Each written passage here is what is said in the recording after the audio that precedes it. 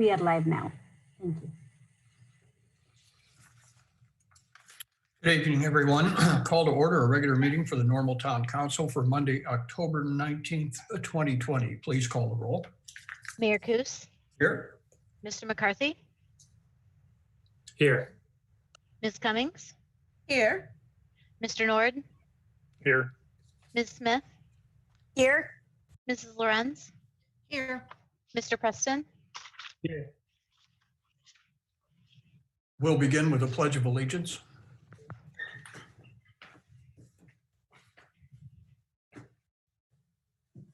I pledge allegiance to the flag of the United States of America and to the republic for which it stands, one nation, under God, indivisible, with liberty and justice for all.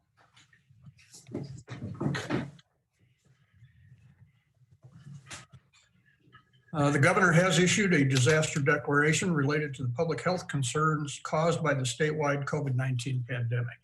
As mayor, I've determined that an in-person meeting is not practical or prudent because of the risk of exposure to COVID-19, the virus, stemming from an indoor gathering, and that the remote meeting is in the best interest of the health, safety, and welfare of the council, the staff, and the general public. We move to public comment, and we have two commenters tonight. The first, we take these in order that they are received, and our first speaker tonight is Riley Anderson. So if you'd bring Mr. Anderson in.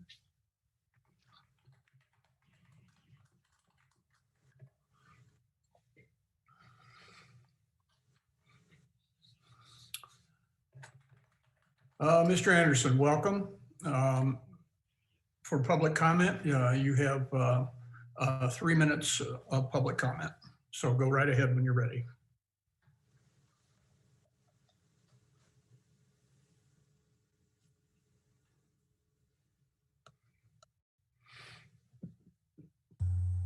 Is it just anybody or what? Did you catch my instructions, Mr. Riley? I'm sorry, Mr. Anderson. I hit the button to join audio a little bit late. Okay, so if you just state your name for the record, and you have 3 minutes to make your comments, and go ahead anytime you're ready. Okay, my name is Riley Anderson. I'm representing the 26ers and ISU group communications class. We're trying to get the road over on Rad Road fixed. I just wanted to comment on the PACER system. It seems like a good idea. I would have to say that we spoke with, my group and I spoke with, I think it was Ryan Otto today, yeah. And he's for it, so I don't see why this would be, it seems like this would be a good opportunity, especially with a grant for $80,000 covering 80% of the actual project itself. Potential upsides, I mean, it would save you guys a lot of time for having to actually go out and evaluate the visual inspections on the road. As I understand, it takes a picture every 20 feet as you go along, and just lets the engineers see and review what the physical appearance of the road is looking like, and then they can go and actually see if the structure underneath needs to be repaired or not on a scale of 1 to 10, 1 being the worst, and obviously 10 being great shape that doesn't need repaired. I'm all for that. I'm not sure if that's what this time is designated for, but I just wanted to say I'm really behind that, especially given the circumstance of the, especially given that there is a grant pushing that. Moving forward, I also want to say that I'm for the public comment being amended to where we don't have to go along with what the agenda says. I jumped through a lot of hoops. My team and I did in order to actually be able to speak on what we wanted to. Unfortunately, they couldn't make it today. I just think that, you know, it's very difficult for people to say what they think of, like, you know, for example, like we wanted to get Rab Road west of Main Street to be repaired, and it's been kind of a little runaround trying to figure out what we need to actually do in order to get that project rolling, bring light to the actual road and the condition itself.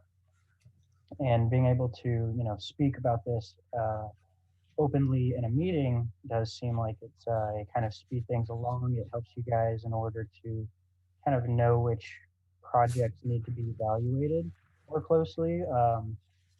Because I mean, you have all the people who are constantly driving around seeing things on your side, and you can take it from there where, you know, if you guys aren't listening to all the comments from people, then while you guys can see, you know, the roads as you're driving them, it just seems like it's kind of almost like free labor whenever the people speak up and say, hey, like this road, it looks pretty bad. And I understand that along with that, there is a lot of people who will kind of take this time and waste time and talk about little projects. But on the upside, like I said, it's helpful for the engineers. It's helpful for you guys. It does kind of bring light to a lot of the complaints of normal as far as conditions that mostly just make the town of Normal seem a little less upkept. That of course is all my opinion. Like I said, I'm with the 26ers ISU group. Mr. Anderson, I'm going to ask you to wrap it up there. You Yeah, exceeded. I was just doing my outro there, letting you guys know that I'm representing a group. So yeah, that's all. Thank you for Thank you. Our next speaker is Patrick Dillard. If you would bring Mr. Dillard in.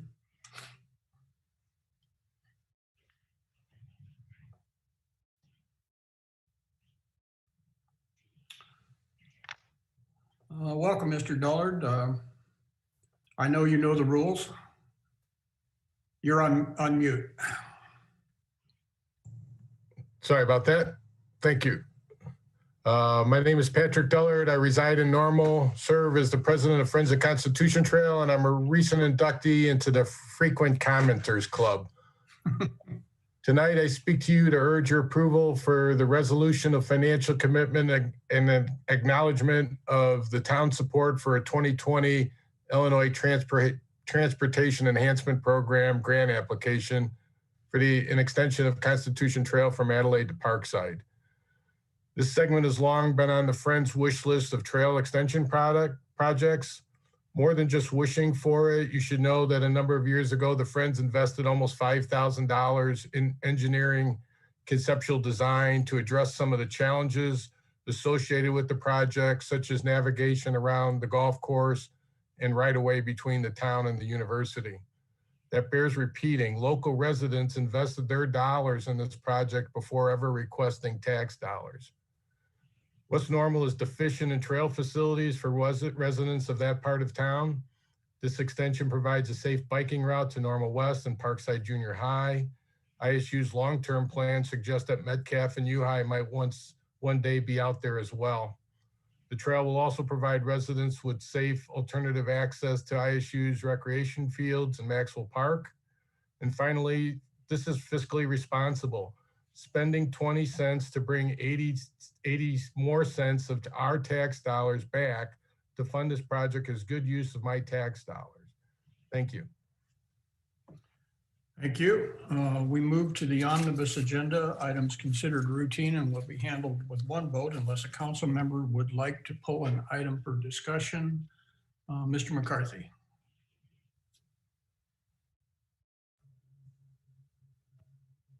There we go.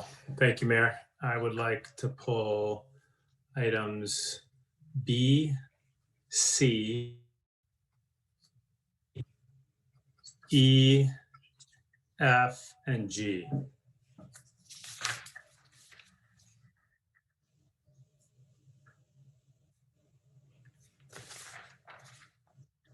That was items B, C, E, F, and G, correct? Correct. Thank you. Ms. Smith? You're on mute, Ms. Smith. I thought he said D as in dog instead of B as in boy. No. I would like to pull item D and A. Thank you. Mr. Nord.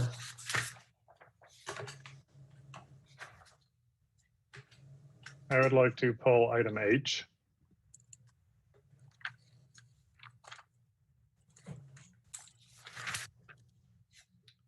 And there we have it. There's no roll call on the omnibus agenda. That pretty much took everything.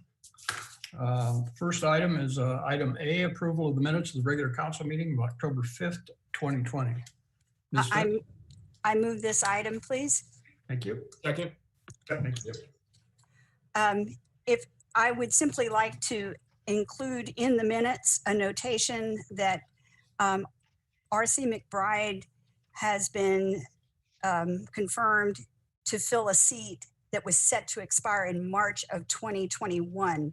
I believe that that information was not specifically highlighted in the minutes, and I would just like to have the record reflect that the position that he is setting in for is one that was already set to expire in March of 2021.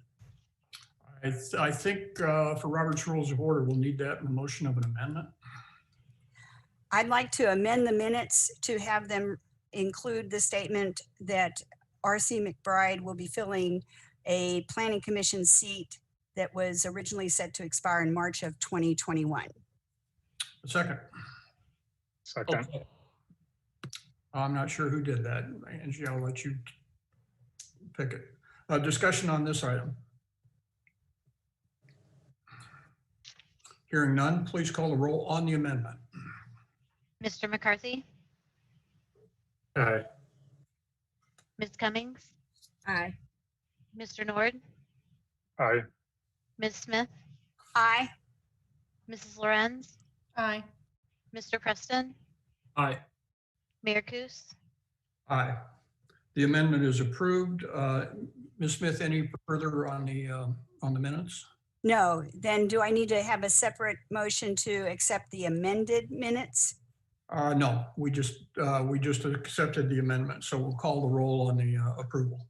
Okay. Please call the roll. Ms. Cummings, Aye.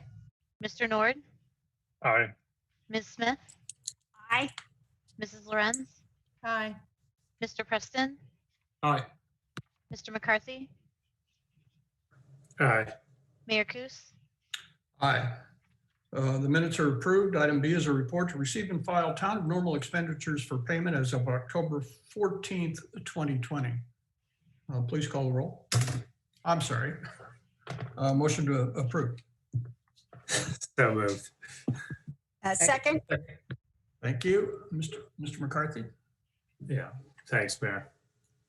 I just want to remind everybody that we did, in fact, change the nature of this item a while back, and that essentially what we're doing is receiving and filing for public record expenses that have already been paid. Essentially, it's the town checkbook for anybody who's listening.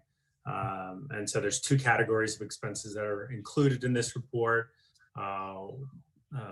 Bills that were reviewed in great length in the budgeting process, and then individual items that are large enough in nature that come to us as an individual item and then have a lengthy council review. But again, both categories have already been paid. We've already had the opportunity for lots of policy discussion. That's why we don't have policy discussion during this, during the motion to receive and file, just for clarity purposes. But merely the action tonight is to put those into public record. Thank you. Mr. Nord? Thank you. There's an expense for PD repairs under city manager, which my conversation with Ms. Reese is this is for damage to police vehicles. Was this the result of the riots? These expenses do reflect damage to vehicles from the May 31st, June 1st incidents, yes. Okay, and you had mentioned that insurance is going to be reimbursing these. For the cost that is not being reimbursed, will the town be seeking restitution from the individuals responsible? I believe we were fully reimbursed, but if there is anything outstanding, I'll make sure that we get that notified with the courts. Okay. And then one other expense, there's a sister cities contribution. And I understand that this is a 50-year-old program. But for the sake of justifying to the taxpayers that we're not just paying this because of sake of tradition, I'd like at some point in the future for the folks to do a public presentation to the council so the public's aware as to what the benefit is for this long-going program. Thank you. Mr. Nord, I'm sorry, Mayor, I was just going to clarify. I think Mr. Nord is referring to the sister, it was a payment to the city of Bloomington for a sister city committee expense. That's our annual support of the Asayakawa sister city program. Correct. And they have been regularly coming to council, introducing their exchange students that come. My sense is there are no exchange students this year, so that's why they haven't come to the council because of the COVID crisis. But they are quite open in the community about explaining their benefit with that 50-year-old program. My sense is when we're back to normal times and we have students exchanging between Asayakawa and Bloomington Normal, that they will again return to council and talk about what they're doing. And Mayor Kush, you might want to mention that I believe this is the oldest sister city program. It is the oldest sister city program in the United States right now. It's not the first one, but it's the longest running one. Further on this item? Please call the roll. And Mr. Nord, would you lower your hand, please? Mr. Nord, Aye. Ms. Smith, Aye. Mrs. Lorenz, Aye. Mr. Preston, Aye. Mr. McCarthy, Aye. Ms. Cummings, Aye. Mayor Kus. Aye. The report to receive and file is approved. Item C is a resolution authorizing a memorandum of understanding with the McLean County Regional Planning Commission for a pavement rating and assessment project. Could I have a motion? Move approval. Second. Thank you. Mr. McCarthy. Thank you. I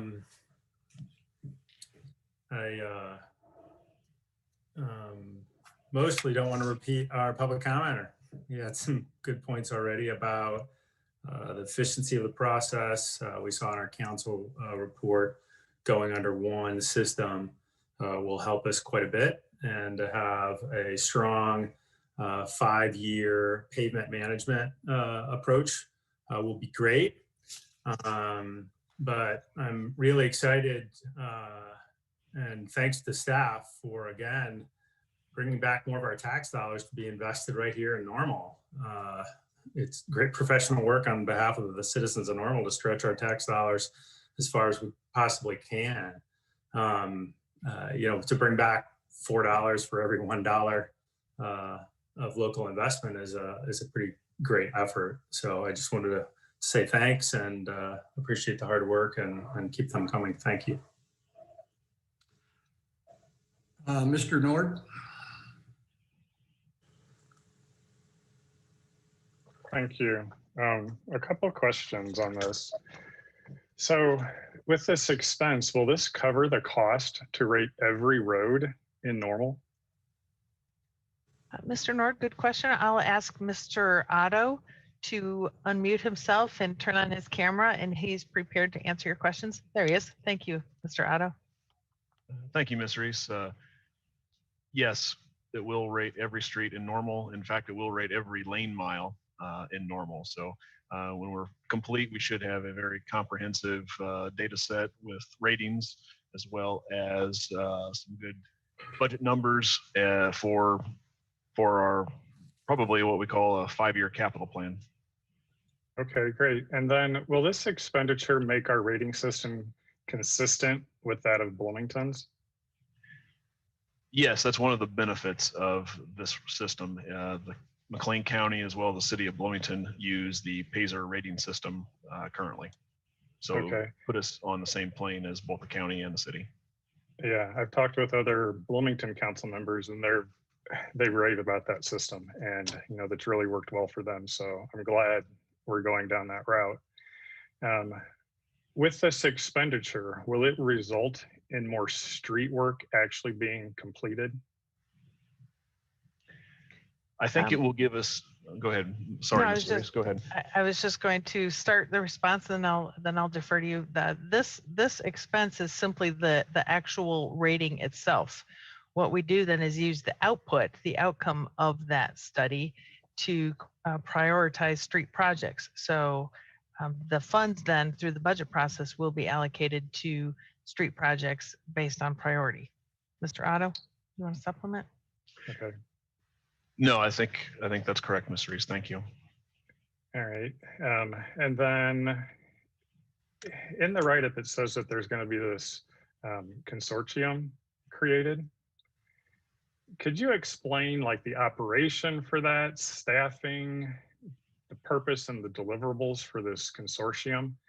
And also speak if there's some funding that's going to be required on an annual need from the town.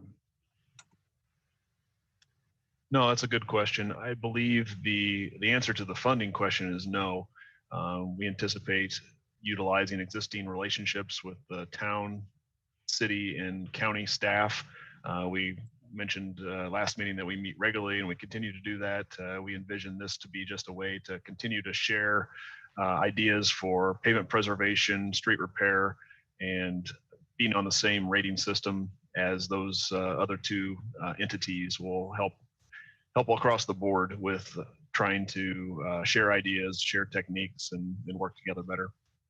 Okay, so then we're not going to be appointing people to this. This is just both town, city, and county working together, the staff working together. Is that right? That's correct, yes. Okay, thank you. And I think this is fantastic. Good job. Ms. Smith? So I did want to just emphasize that going forward then, Normal will be discontinuing maintaining its current system of the A1 through 5 rating and switching over to the PACER rating system that is then a standard language for all of the road systems in Illinois that participate in this process. Is that an accurate statement?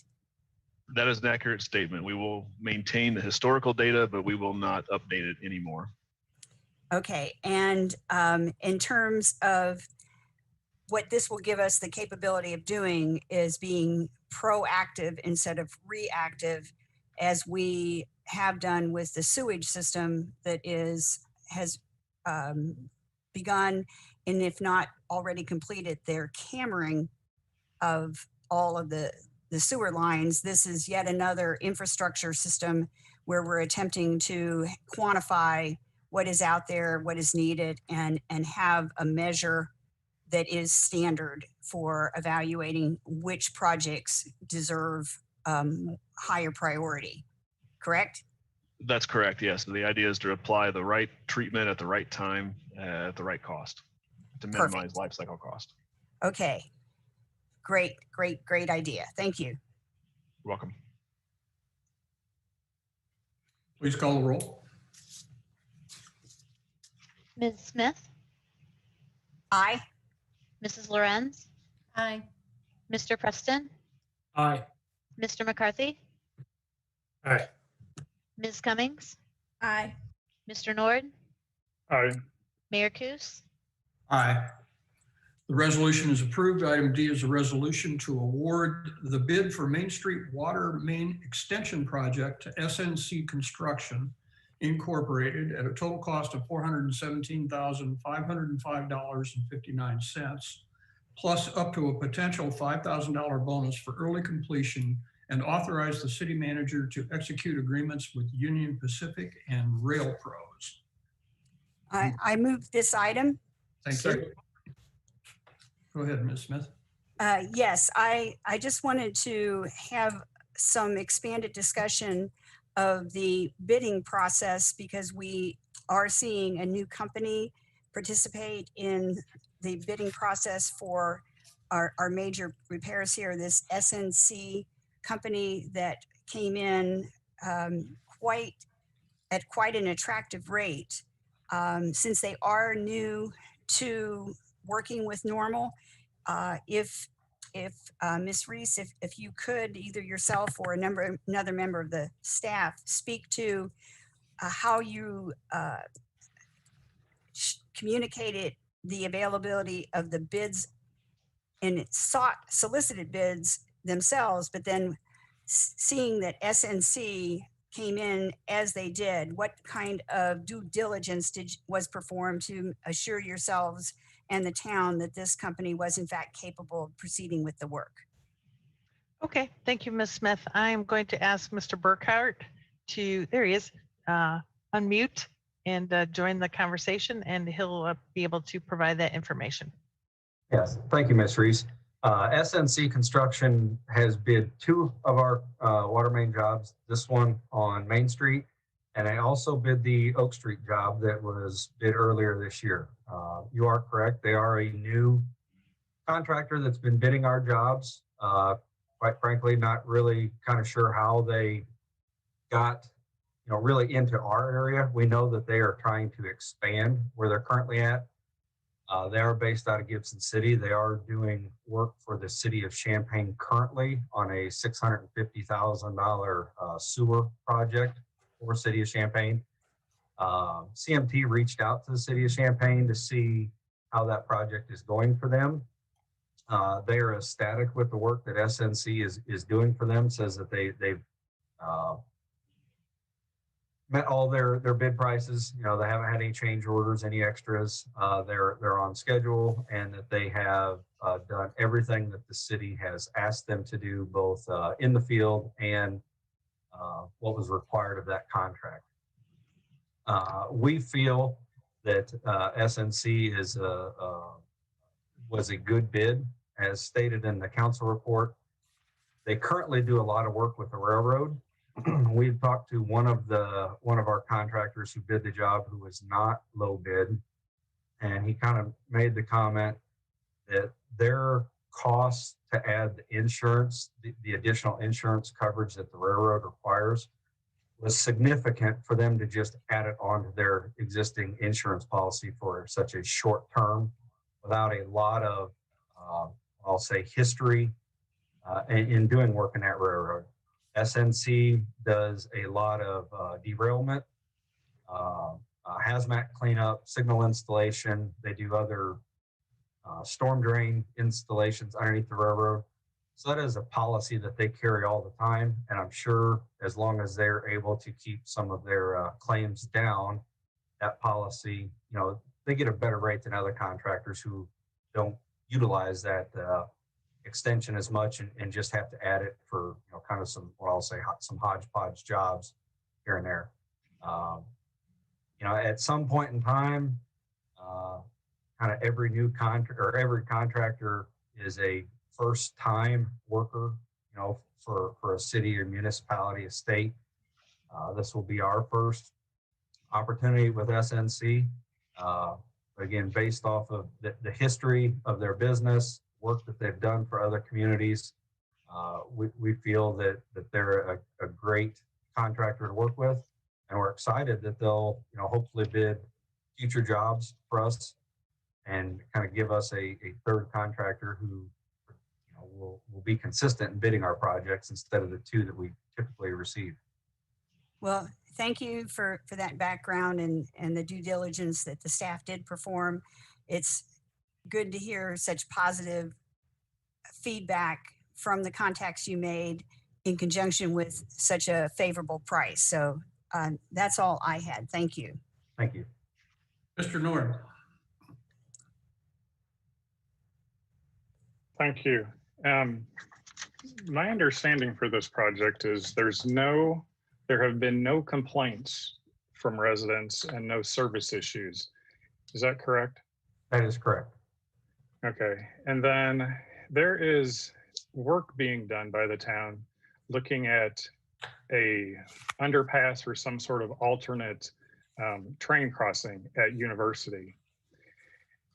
And I Not, understand not there's an a, underpass, not an underpass at all. We did, sorry to interrupt you, Mr. Nord. I just wanted to make sure that gets clarified very quickly that there was a study reviewing the University Street Railroad crossing issue and looking at potential options to improve security of typically the college students. That's why Illinois State University supported that analysis.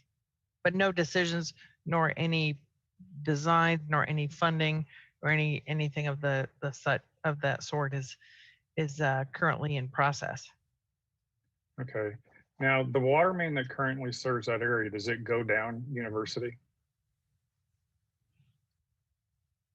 Kind of. There is a redundant system, so it's fed from multiple locations. There is a older 6-inch water main that does run down University Street. In the write-up, it says that we're putting this in for redundancy. If it's already redundant, then why are we putting this in?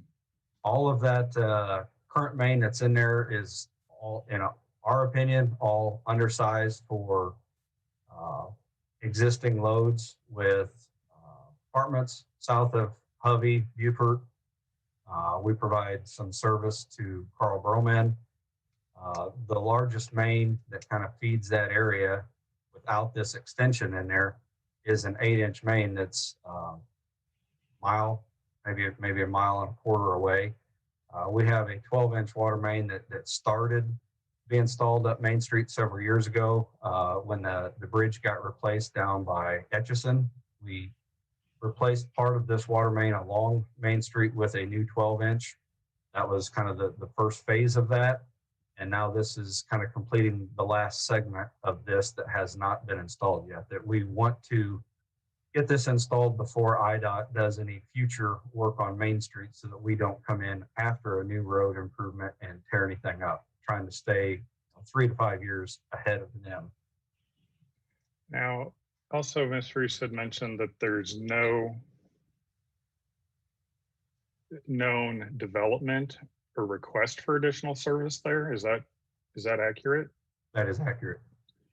It would just be serving all existing customers that are there. And with this work, are you planning on tearing up the road? Because it seemed like we were going to be boring and being outside of the road. Is that wrong? The plan, the project will start out on the east side of Main Street, there by the apartments, what used to be the University Cinemas. They'll dig in the right of way there, bore and jack underneath Main Street, across to Center Street, through that grass area. That will be all conducted with open cut, so we will tear up grass through there. Then they'll turn kind of northerly and bore and jack, I believe approximately 350 feet underneath the railroad overpass, underneath Center Street towards Wilson. Again, all of that will be bore and jack, so the road won't be tore up. There'll be a receiving pit on the north side of the railroad tracks, and then we will progress up Wilson Street to connect to Hovey Avenue. There is a portion of Wilson that will be tore up, and there will be a portion of Beaufort or Hovey right there that'll have to be open cut. But the only disturbance should be on Wilson, and then as we cross a couple lanes of Hovey Beaufort right there. Is IDOT going to be doing anything on Hovey or Wilson? I don't believe that they'll do anything on Wilson. They are looking at Center Street, Kingsley, Main Street. That's my understanding at this point in time that they're looking there. There's a chance that they will have some wraparound on each of the connecting streets, that some work will be done. But I believe, my understanding is the vast majority of the work will be along the Main Street corridor. Okay, well, since we're boring under all that, it doesn't sound like that's going to be an impact anyway, whether the road's new or used. But this is something that during a time of COVID, many of our citizens are out of work, or they've lost significant income that they're not going to get back. the town is going to have a shortage of revenue as well. We've got TIFs that are going to be expiring soon, and those revenues are going to be lost for the town. If we must spend this money in the water fund, I'd rather use it on something which is a current problem for our citizens. You know, and if we don't have any current problems, let's accelerate the removal of the lead pipes from the system, that project. Another thing we could do with this money is save it so we don't have to raise the water rates on our citizens here at the beginning of this upcoming year. I just don't understand how it's responsible for us to spend this $500,000 on something that's not a problem and it's existed for so long when we have so many other problems that need funding, and we have a financial problem in front of us because of COVID, which was out of anybody's hands. I'm not assigning blame, just I think there's bigger fish to fry. But thank you. Mayor, if I could jump in, just to point out, while we have Mr. Burkett on the line, we could certainly talk about lead pipes and that issue. It's new. That's new certainly to the conversation. This particular issue, Mr. Nord indicated $500,000. The maximum price, if they meet all the timelines, would be $450,000. And I think the key on this particular project, as Mr. Nord noted, is we are talking about water department funds, which is an enterprise fund. This is a budgeted expense to improve the water system. Although the plan certainly and the construction plans indicate boring under Business 51 and in work within the IDOT right of way, I think Mr. Burkhart's some key message he said was should not interfere with the road. If we move forward or if we delay this project and something goes wrong, and let's say this project is 4 years down the road and it happens to be 1 year after IDOT has invested in Main Street improvements and something goes wrong, we certainly would be accused of poor planning and ineffective strategic planning with this project if something did go wrong and we ended up having to tear up a newly improved roadway. So that is part of the justification on why we're asking council to move forward with this project in as planned. Certainly the funds are budgeted and there is benefit to the water system to have this redundancy of a larger main that is serving that part of town. I will ask, with the mayor's permission, I will ask Mr. Burkhart if he could make a comment about the lead pipes that Mr. Nord has referenced.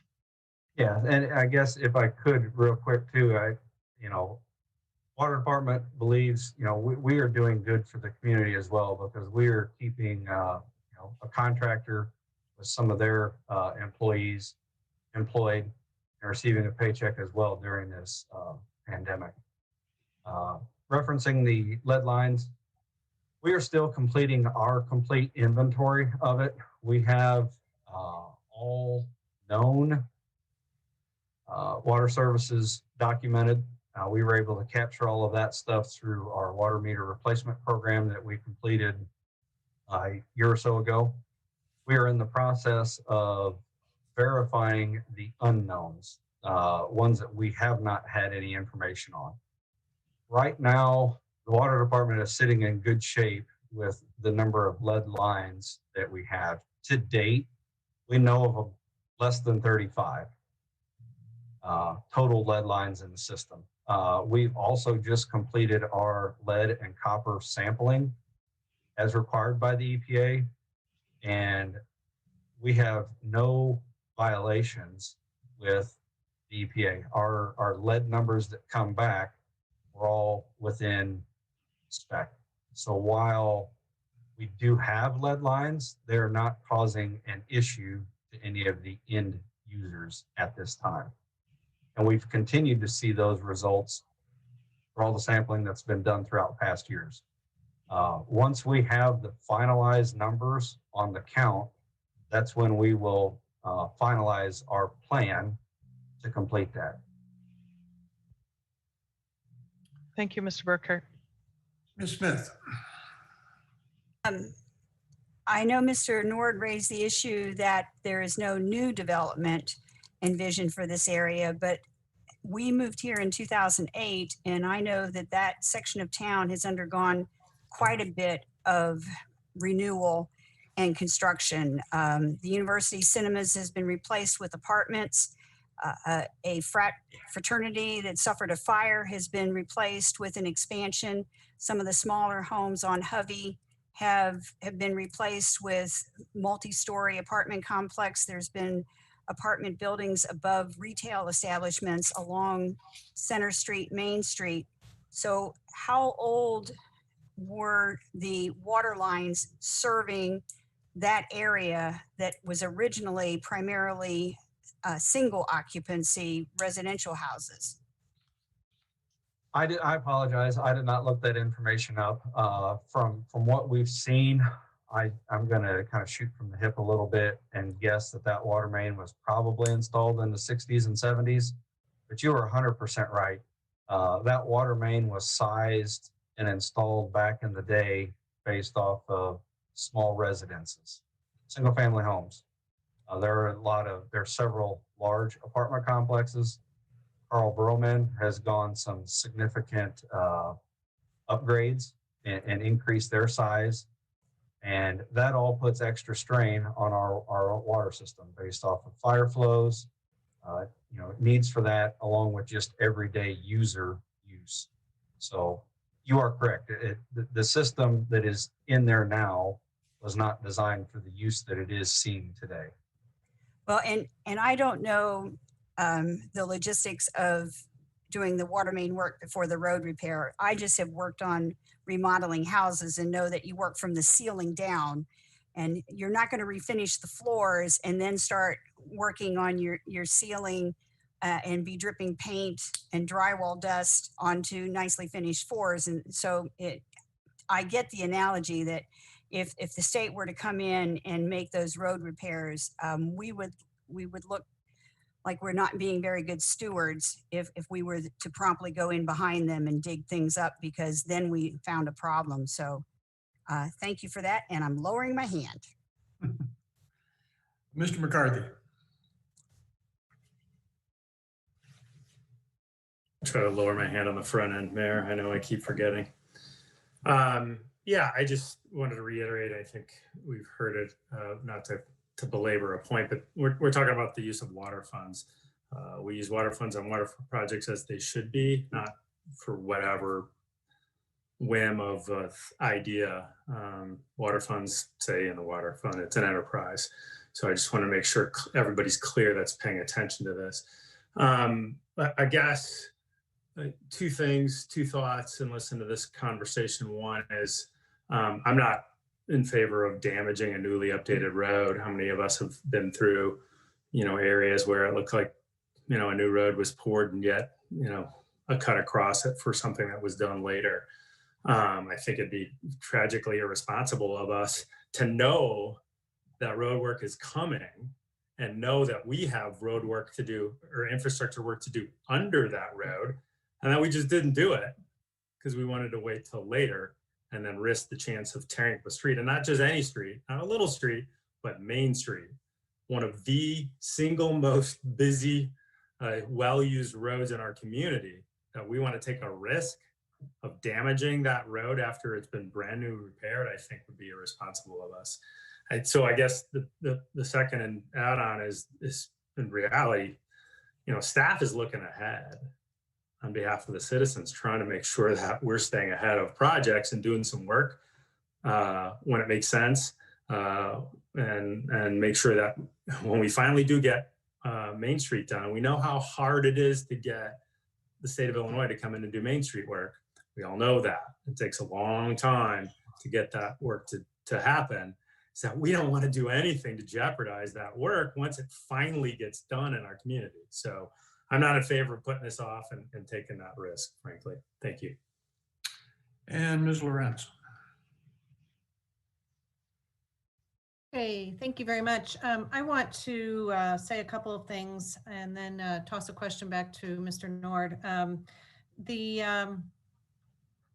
think it's worth repeating a very important point that Mr. Burkhart mentioned, and that is the importance of a job like this, creating construction jobs for the taxpayers in our communities who rely on these kinds of jobs. So in the interest of keeping our economy going as much as we can, and not that we would look for doing projects that weren't warranted, by all means, I think we've already highlighted a couple of points where this is warranted. Let's not forget that there is the benefit that a lot of construction and trades men and women will get the benefit of this. So point well taken, Mr. Burkhart. To the point of it being warranted, yeah, you know, you mentioned a couple of really important users, not that all, you know, all users are important when it comes to water, right? But, you know, you've got the hospital there, and that sure has grown since the 1960s and 70s. And you've got the density of apartment dwellers there. And I think that's important to take into account. So the need is warranted based on existing need. We don't necessarily just have to do projects for new needs. We have to make sure we keep what's currently there up to date and ready for what's already there. And then I'd also like to say that I think it's a false assertion at this point to say that this project will lead to a raise in water rates. The two are not connected at this point. The two are just simply not connected. So I really want to just raise a flag on that, what I consider a false claim.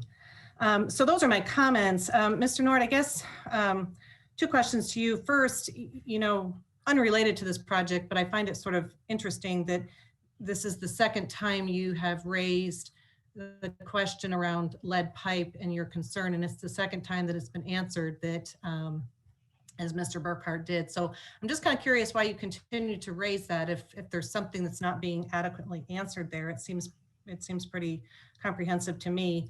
And then secondly, if any of this dialogue maybe has helped to clarify for you that this is a wise investment, and to not do this could perhaps be going down the path of penny wise and pound foolish with the taxpayer dollars. So thoughts on either of those? Sure. On this item? Carl, Mr. Nord, go ahead. sorry, she asked me a question. I Sure. had my hand raised now. Regarding the lead pipes, if we know we have lead in our system and we've got a schedule to replace it, I think we should replace that as soon as we can if things pop up and we're able to. So that's a health issue. Just because things are good now, you know, debris could go by, scrape whatever coating's on there, and now lead's exposed. You know, there's a plethora of reasons why existing lead could start leaching into the system. So that's just a health concern. And I would rather get it fixed before somebody comes to us and says, hey, lead rates or lead levels are up. So just being more proactive in that. But that's purely from a health standpoint. If we know it's there, replace it as soon as we can. Then as far as providing jobs to contractors, you know, That wasn't if one the of my work, questions.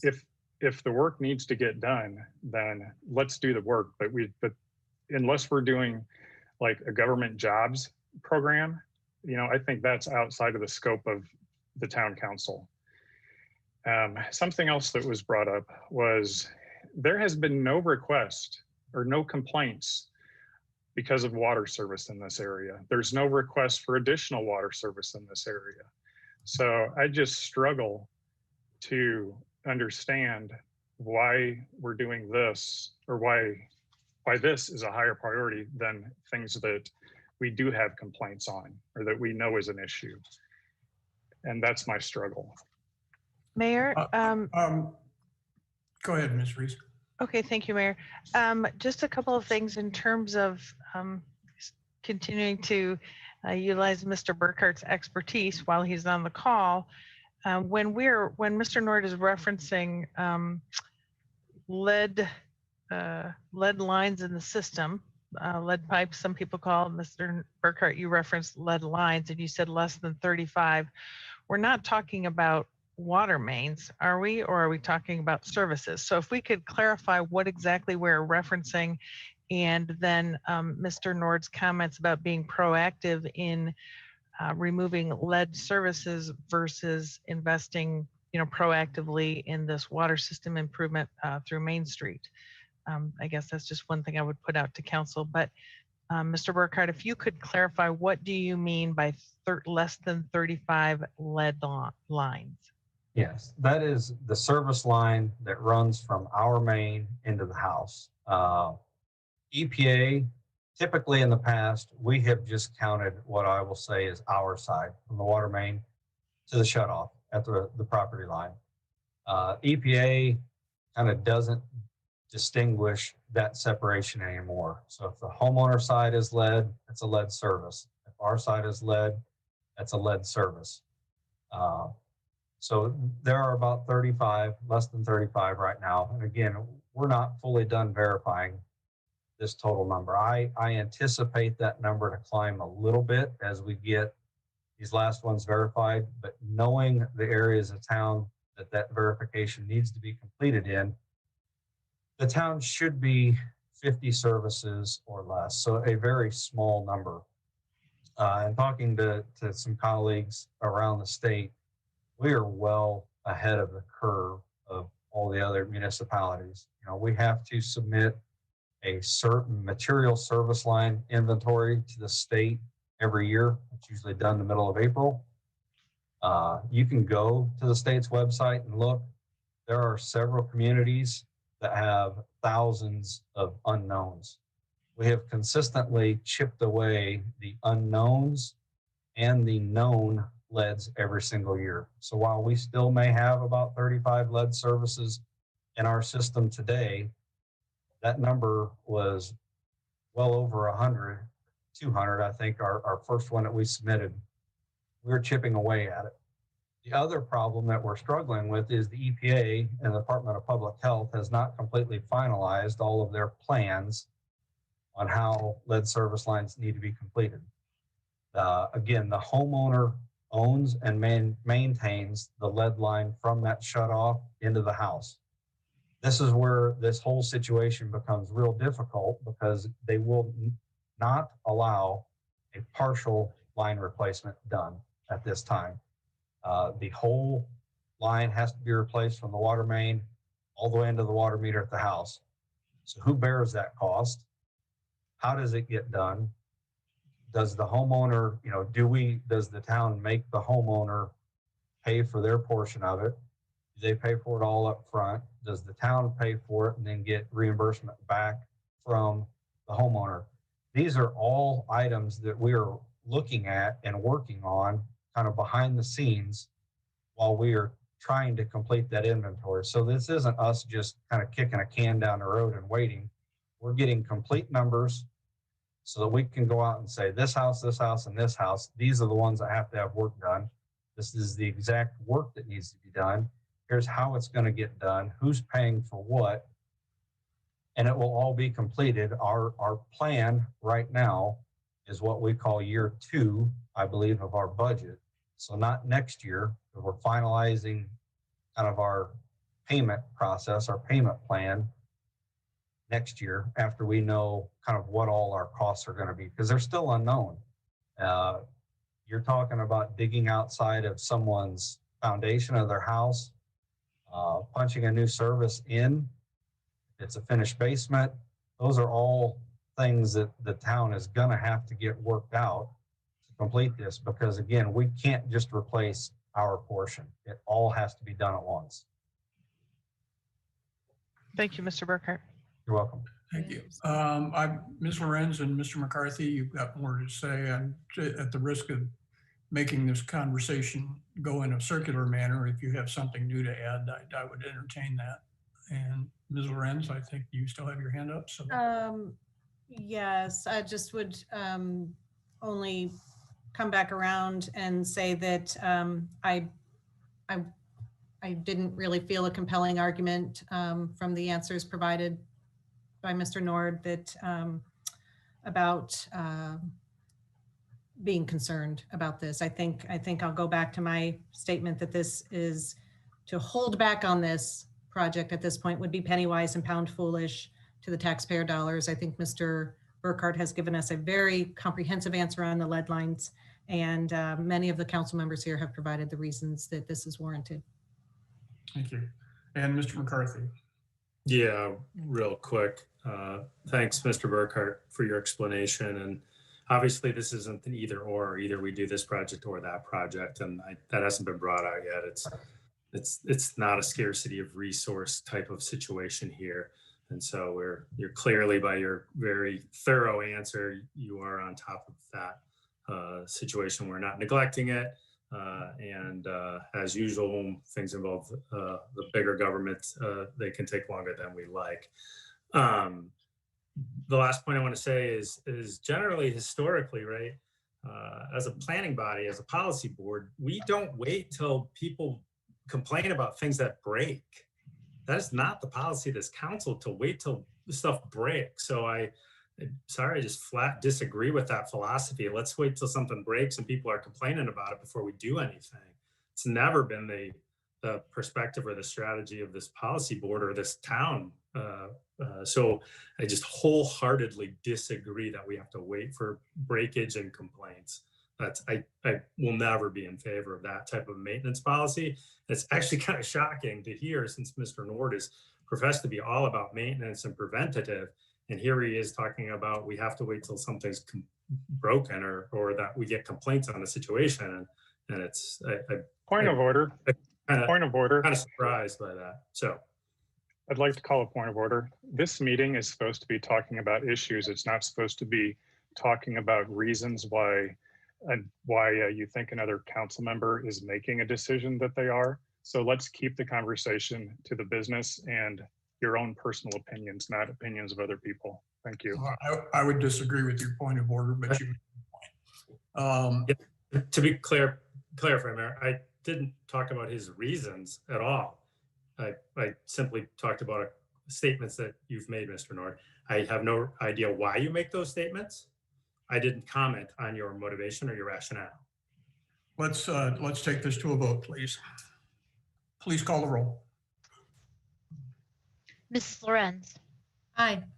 Mr. Preston, Aye. Mr. McCarthy, Aye. Ms. Cummings, Aye. Mr. Nord, No. Ms. Smith, Aye. Mayor Kus. Aye, the resolution is approved. Item E is a resolution to appropriate $370,000 in motor fuel tax funds and authorizing the mayor to execute professional engineering service agreements with Farnsworth Group for Phase 1 and Phase 2 design services for West College Avenue from Rivian Motorway to White Oak Road. Mr. McCarthy? Move approval. Second. Thank you. Mr. McCarthy. Just wanted to kind of surface this from our first conversation on this, and to highlight, here we are again, fortunately to be in a position that our staff is proactively going after grant funds to bring a significant amount of revenue of our tax dollars back into our community for work to get done right here in the town of Normal.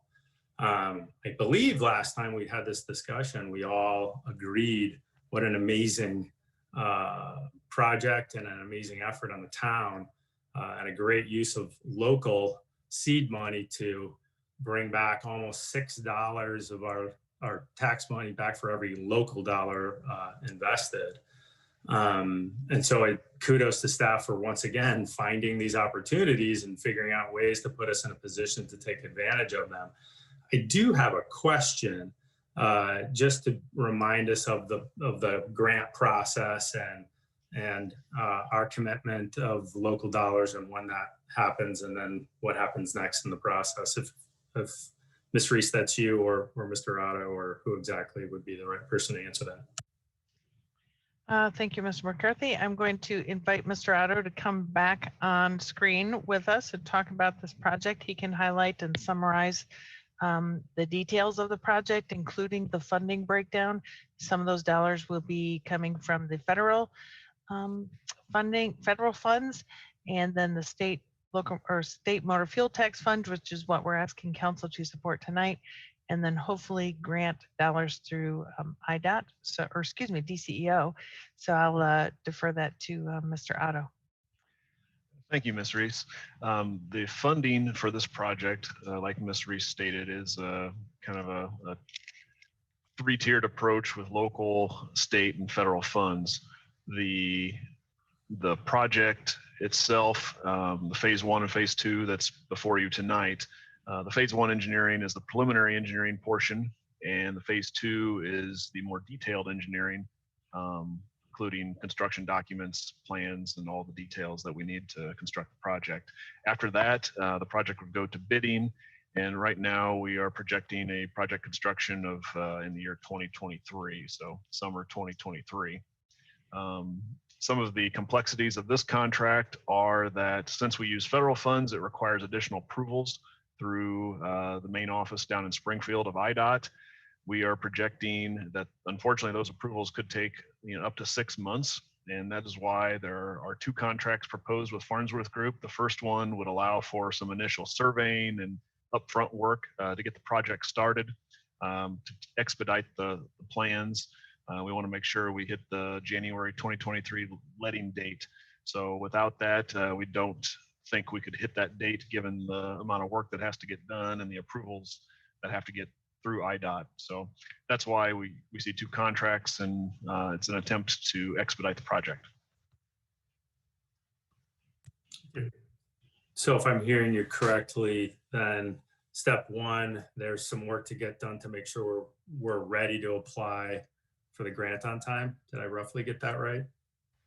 The grant has already, in June, council approved our grant application through the DCEO. So that is a $5 million grant request. That is, the application is currently pending with DCEO. We've recently learned that decisions on the grant funding through the DCEO probably won't come until January. Okay. So we won't have that information until then. The design contracts that are before the council tonight, all that work is necessary regardless of the funding type and whether or not we get the grant. Okay. That work is needed because of the federal funds, and so it wouldn't be any type of wasted effort should we not receive a grant. Got it. That is very helpful. Thank you. You're welcome. Mr. Nord. Thank you. A couple of questions. One, it says that there's going to be public input. Why is there a public input requirement for resurfacing the roads? I don't think I've seen that on any of the other roads resurfacing projects. Mr. Otto, would you care to talk about the project? It's much more than just a resurfacing project. So could you share? Absolutely. The scope of the project is a complete reconstruction is what is proposed for this road. The condition of the concrete is deteriorated enough that we don't feel a resurfacing will last very long. We see a lot of what we call decracking out there. So the condition of the existing base is such that we either need to rubbleize it, which is one of the options we're going to look at in the phase 1. The phase 1 process, it's really defined by IDOT. The preliminary engineering requires a public outreach component. In fact, we will have probably at least 1 public open house and probably 2 as part of that process to gather initial input. And then also, as we get a little further into design, to answer questions of anyone who wants to come out and see the plans. So it's a required process as part of the federal phase 1. And that's why the public input component is in there. So if the road's going to be exactly as it is now, just new, that would require, because it's got federal funds, public input? Yes, it doesn't matter if you are going to pull the curbs off and put curbs back on. typically for this type of process, there is some public input component.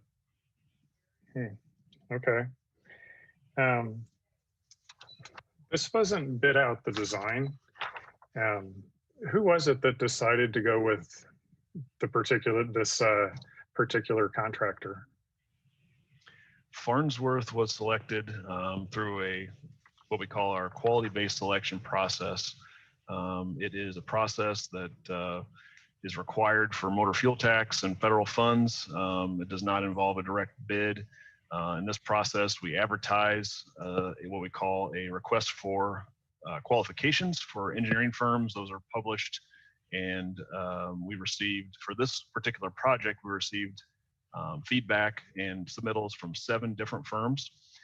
Those 7 firms were reviewed and evaluated by a committee of town staff, and 4 were selected for further interviews. So then we brought the top 4 firms in for interviews, reviewing their staff, their experience, how their general project approach would be to working with the different complexities of this particular project. And Farnsworth Group was selected as the top firm to perform the work. Okay. We haven't received the grant money for this. So we have no idea how much money we have to spend. Can you speak to, I guess, what we're designing? Are we designing something that's at a higher level than what is currently out there? Because if we design something for a $9 million budget and we only get, a total of $5 million, then we're designing something that we can't afford to do. So could you kind of speak to that? Because it seems like we're doing things out of order. Ideally, we'd like to know how much money we have to spend before we start designing, so you can design around what your budget is. Mr. Otto, I'll let you talk about design. I will mention that regardless of when the project gets completed, and right now we're planning for construction in 2023, the entire length of the street from White Oak to Rivian Motorway does need to be reconstructed at some point. So we will eventually need to know to have some designs created.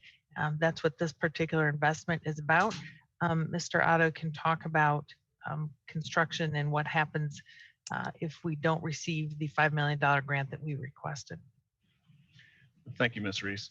The design that we're contemplating at this time does not envision a lot of major changes to the alignment or widths. We are going to look at, because Rivian is a new user on the west end of the project, we're certainly going to look at their projections for traffic, their projections for truck traffic, and look at the pavement structure. I don't believe the pavement structure is completely undersized now, so I don't envision major changes to the thickness or anything. It's just simply we have to remove it. We are looking at pedestrian and bicycle accommodations because right now there are none out there. That's something that we're always want to look at and make sure we're accommodating those needs as well. So we really don't contemplate major changes, and the roughly $9.5 million budget is simply to reconstruct with some tweaks to the existing facility.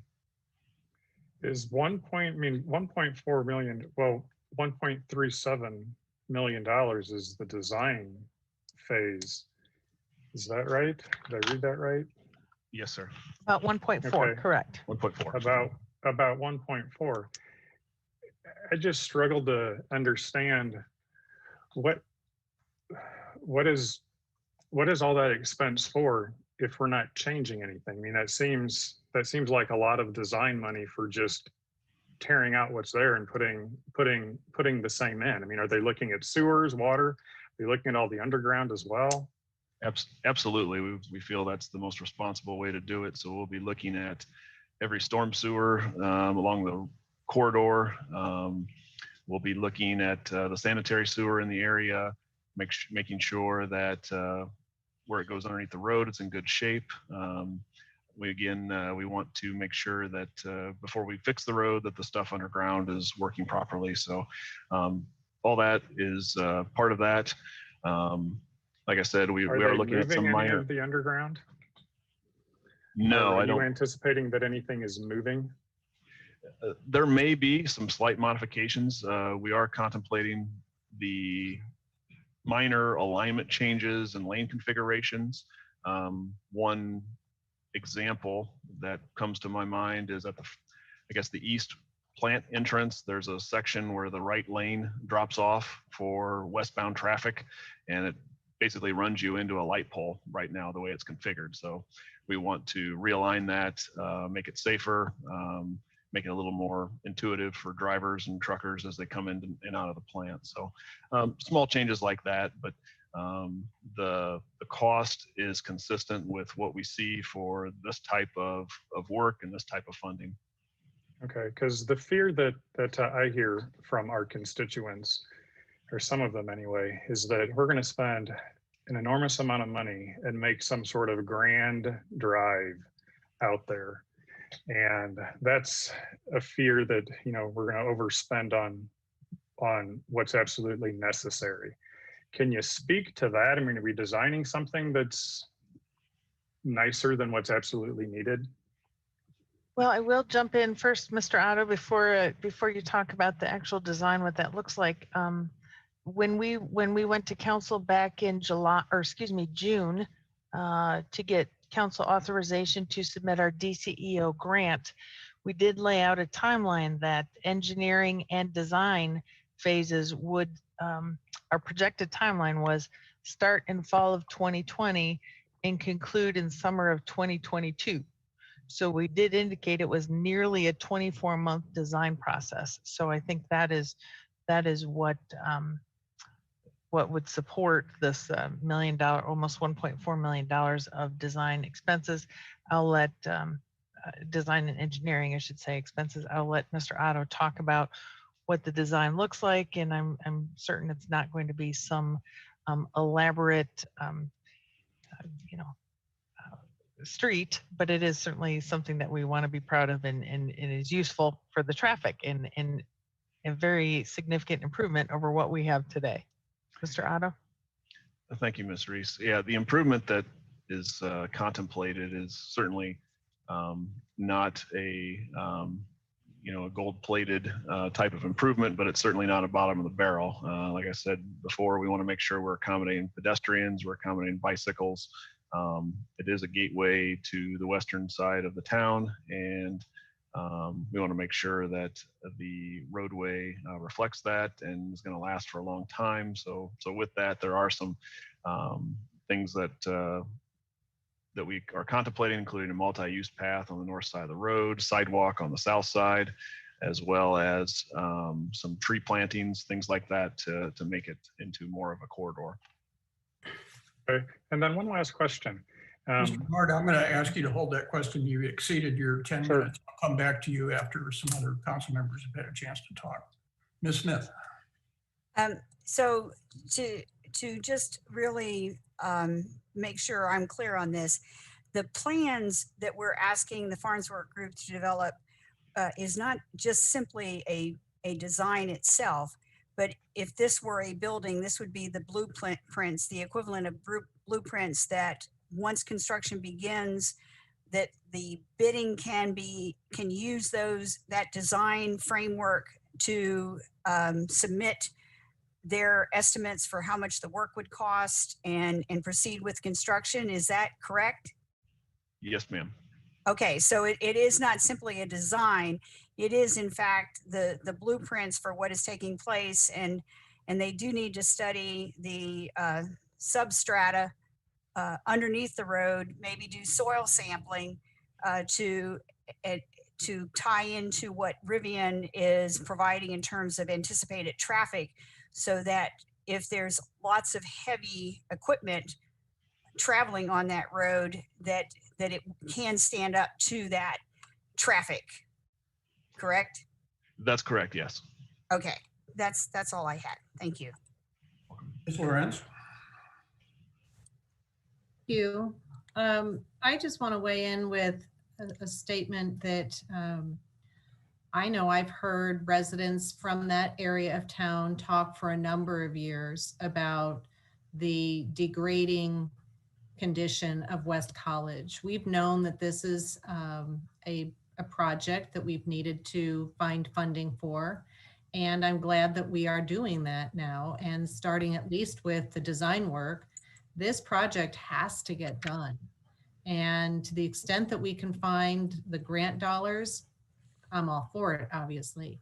But residents in this community who live anywhere near there or traverse along West College know how bad it is. And so for the sake of those taxpayers and the value of their property and the property taxes that they pay, this is a big deal for that part of town, in addition to all of the other points that have been made here in terms of our commercial resident of Rivian being there. And then to the point of other things being planned in for it, like the bike paths or some additional tree landscaping, that's not anything above and beyond what seems to me to be prudent planning and making plans for whenever you have an opportunity to redo a whole road like this. That's just to me standard operating practice, is to think about alternative modes of transportation, i.e. the pedestrian and the bicyclist. So nothing here seems to strike me as above and beyond or, over grand or anything. It seems to be pretty by the books and much, much needed. Mr. Preston. Thanks, Mayor. Just a question for Mr. Otto or someone else in staff, presumably. A lot of this conversation, both from Mr. Nord as well as Mrs. Lorenz, kind of leads me to wonder, do we have a rough feel for the total $9.35 million that we are anticipating West College project end up costing once complete? How much of that, if we were only redoing the road and ripping out and resurfacing as is certainly needed, how much of that 9.35 would we think would be specifically the road compared to the trail, the trees, and other improvements that are adding to the quality of that stretch? Do we have any general feel between of a distinction between those two? We've not run those numbers. We know that roughly mile and a half long bike path could cost anywhere from $500,000 to $1.5 million, depending on the terrain and the type of work that has to go in before that.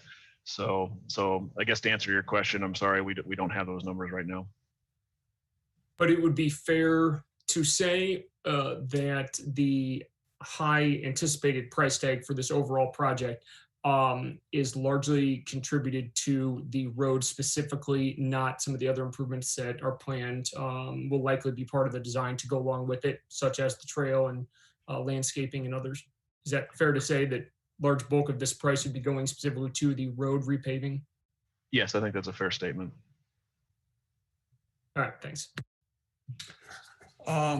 Before we go to a roll call, I just, one thing that concerned me here tonight was the comment that Mr. Nord, that you're hearing from constituents that this is a grand project that we cannot afford.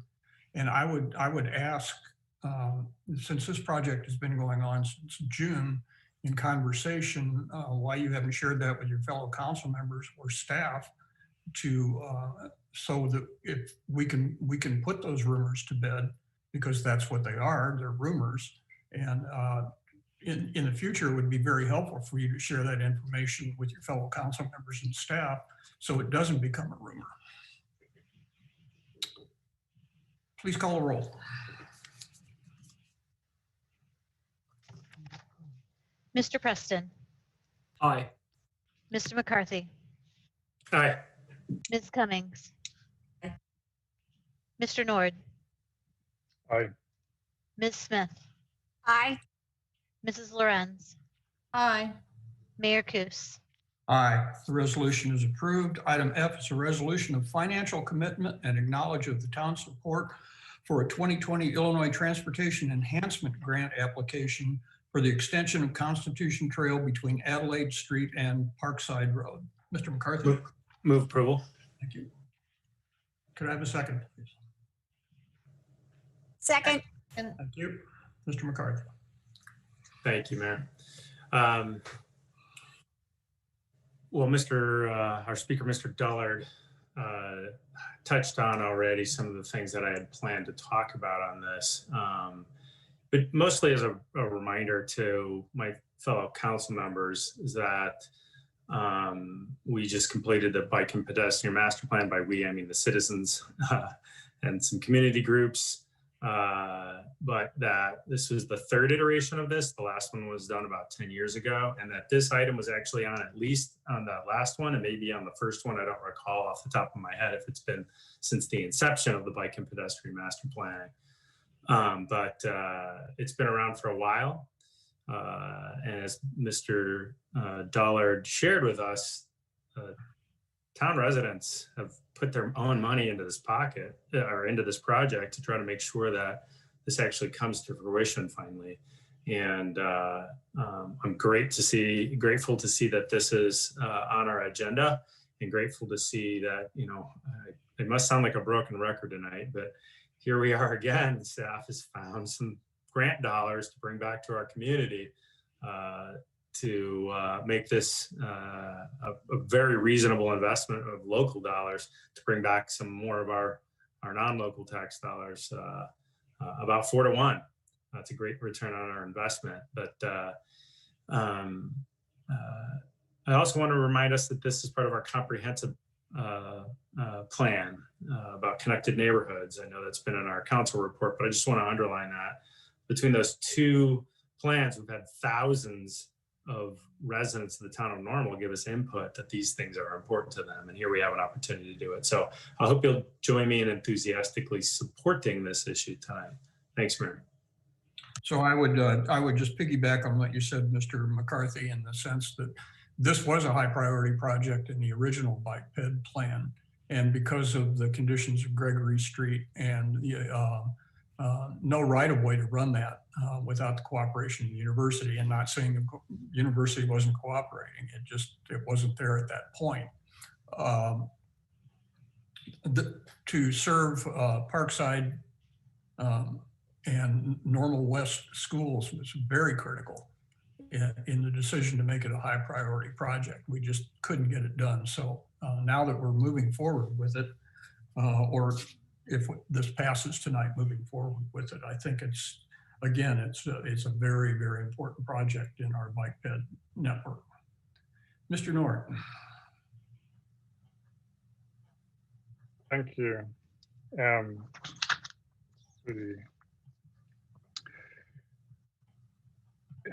There's only houses on one side of this road. Why was this chosen as a high priority versus a more densely populated area where more residents would benefit? I'll answer that because I think I just did. The fact that it's a connector for people in a broader neighborhood to get to Parkside Junior High School, Parkside Grade School, Maxwell Park, and Normal West. Okay, I mean, the trail goes up by Heartland and almost connects then there on Parkside. You know, that's a much shorter distance, so it's somewhat close, but anyway, I'll skip that question, but we can't afford to maintain what we currently have. We've got roads that we can't afford to maintain. We've got residents, I hope I'm not making this news to everyone, but residents that have complained about our roads for a long period of time. We've told them that fuel taxes would be used to repair the roads. The state had advertised that fuel taxes would be used to repair the roads. Now I understand the benefit of leveraging funds to get additional state funds, but the funds that we're leveraging, these are motor fuel tax dollars. the drivers pay, and they're expecting that money go into the roads. And now we're using that to put into something that is not the roads. And, I would like to see us get the money from somewhere else. So we're not taking the money from the roads, because that's what we told the citizens the money was going to be used for. Mr. McCarthy. Yeah, I just want to kind of reiterate, and maybe Ms. Reese or Mr. Otto can jump in and correct me if I'm mistaken, but this is a state grant program that has specifically for this type of thing and can't be used for anything else. So I just want to go on the record clarifying that, but also to say it's, I appreciate the purpose. Maybe Ms. Reese or Mr. Otto can shed light on the full list of things: transportation infrastructure, transportation debt, that all of those things can be used for.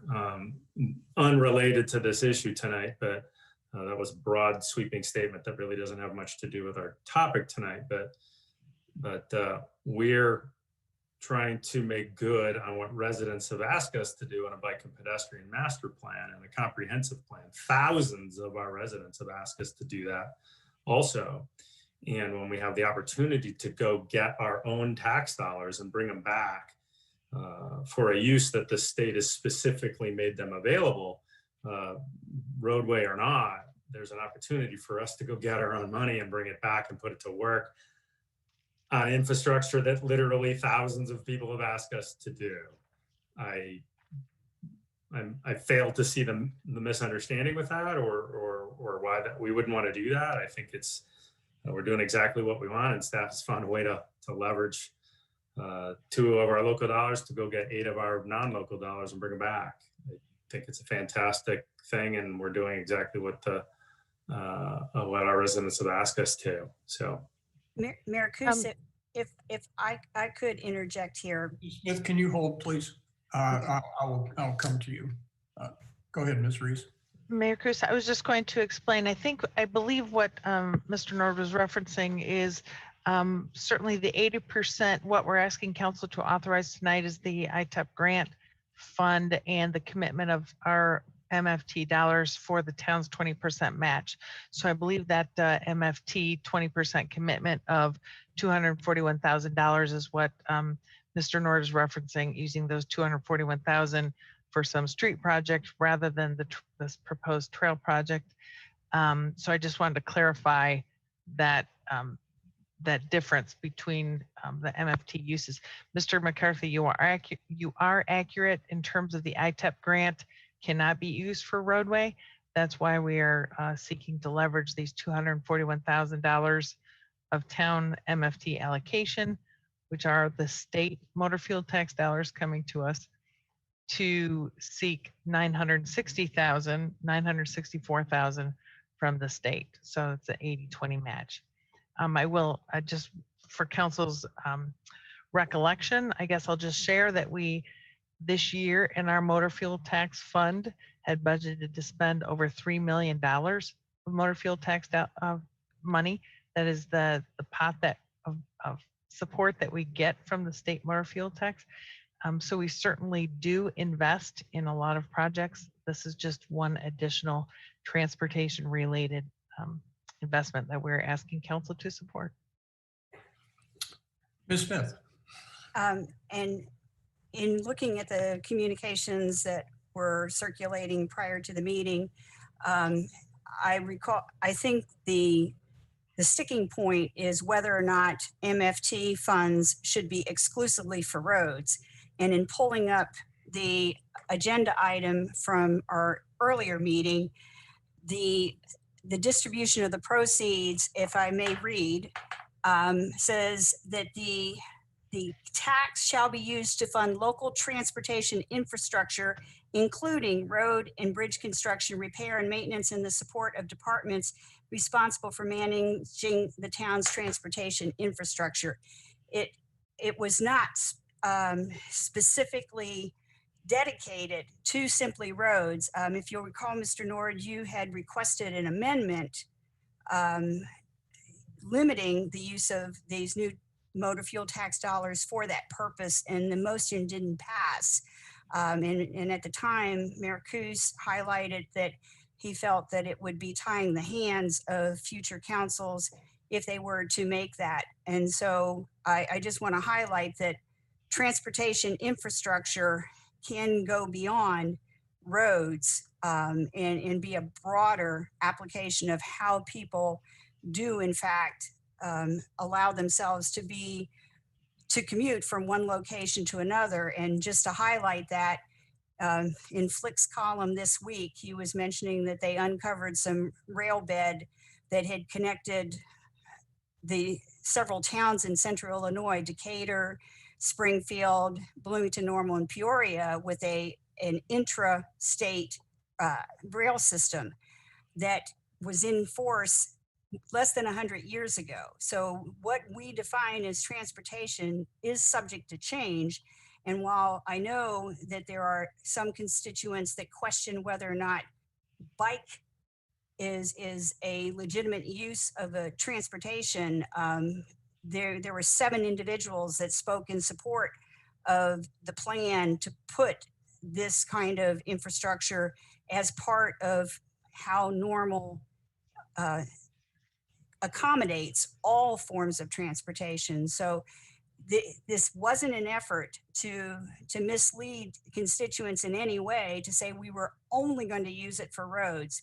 There was quite a heated discussion that night that said it went beyond roads to a broader definition of transportation infrastructure. Ms. Cummings.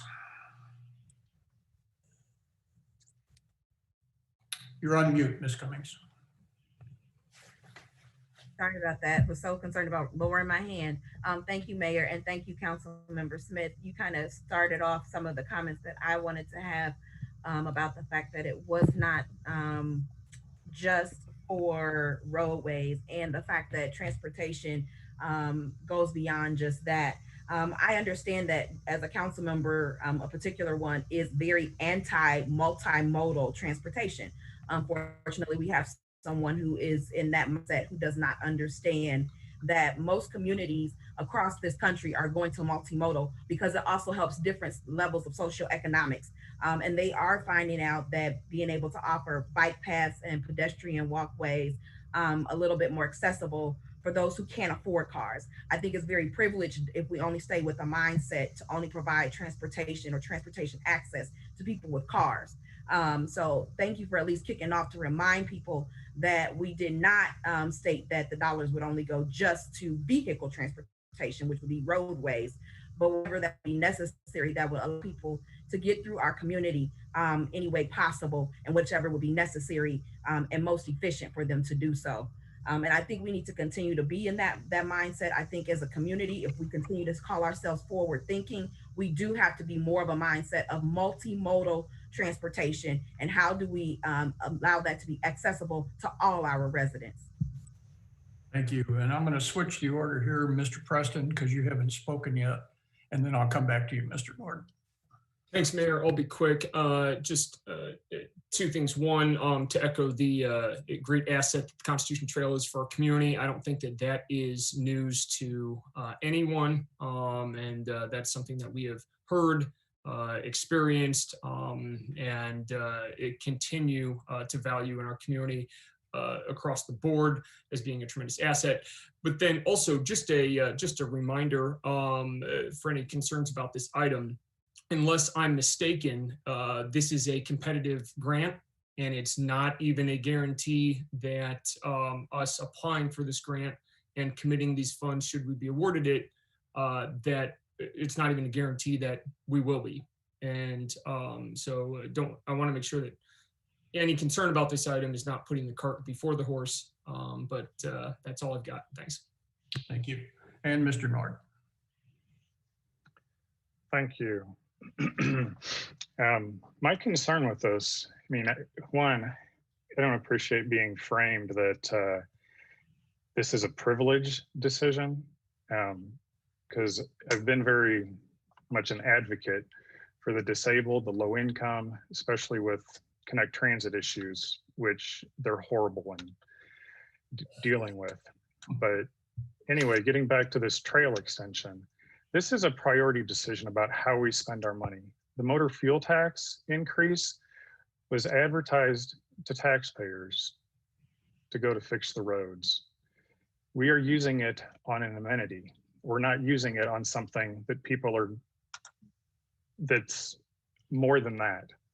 You know, it's not going to a business, it's going to schools over there. So I just feel that we need to use different dollars if we're going to be trying to go after this. Don't use the motor fuel tax dollars. Pull the money out of the general fund. Pull it from somewhere else. Do not take the motor fuel tax money. Otherwise, we risk further erosion of the credibility and confidence of our constituents as to why we're going to be raising funds. And that is my big concern about this project. It's not the project, it's just where the money's coming from. We should use different dollars. Mayor Thank Coos, you. I'm sorry, I didn't mean to interrupt Mr. Nord, but Mayor Coos, I just need to clarify, the report indicates that what we're asking council to authorize is motor fuel tax dollars. Motor fuel tax dollars are the funds we receive from the state of Illinois through the state's motor fuel tax. These are not local motor fuel tax dollars. They're not the local motor fuel tax that council discussed a couple weeks ago. Those are two separate pots of funds. So I'll again state and refer council to the report, motor fuel tax, and I know it's confusing. We've got the LMFT, which is the local motor fuel tax, which will soon be 8 cents per gallon. That is not the funds that we are talking about. We're talking about motor fuel tax dollars, which are the allocation we receive from the state's share of fuel taxes. And I was just about to say exactly that, Ms. Rees, that we have never committed state motor fuel tax dollars to road use only. There's never been a commitment from this council in that regard. Ms. Smith? I just want to take issue that there has been any effort to mislead the public. That what I was reading from was the public record. It's reflected in the council packet for that evening's meeting. The conversation was recorded in the minutes of the meeting. If individuals would refer to the official record, then they would see in that record the conversations as it occurred and as it was recorded.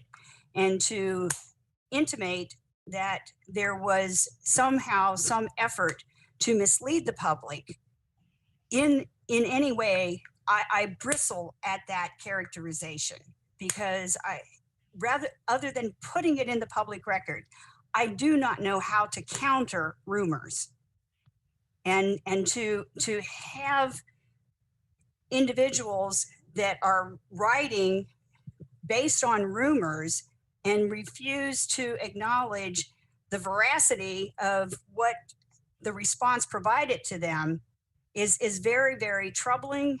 And to have my integrity questioned when I reference that public record is something that I really struggle with, because I am a person of integrity.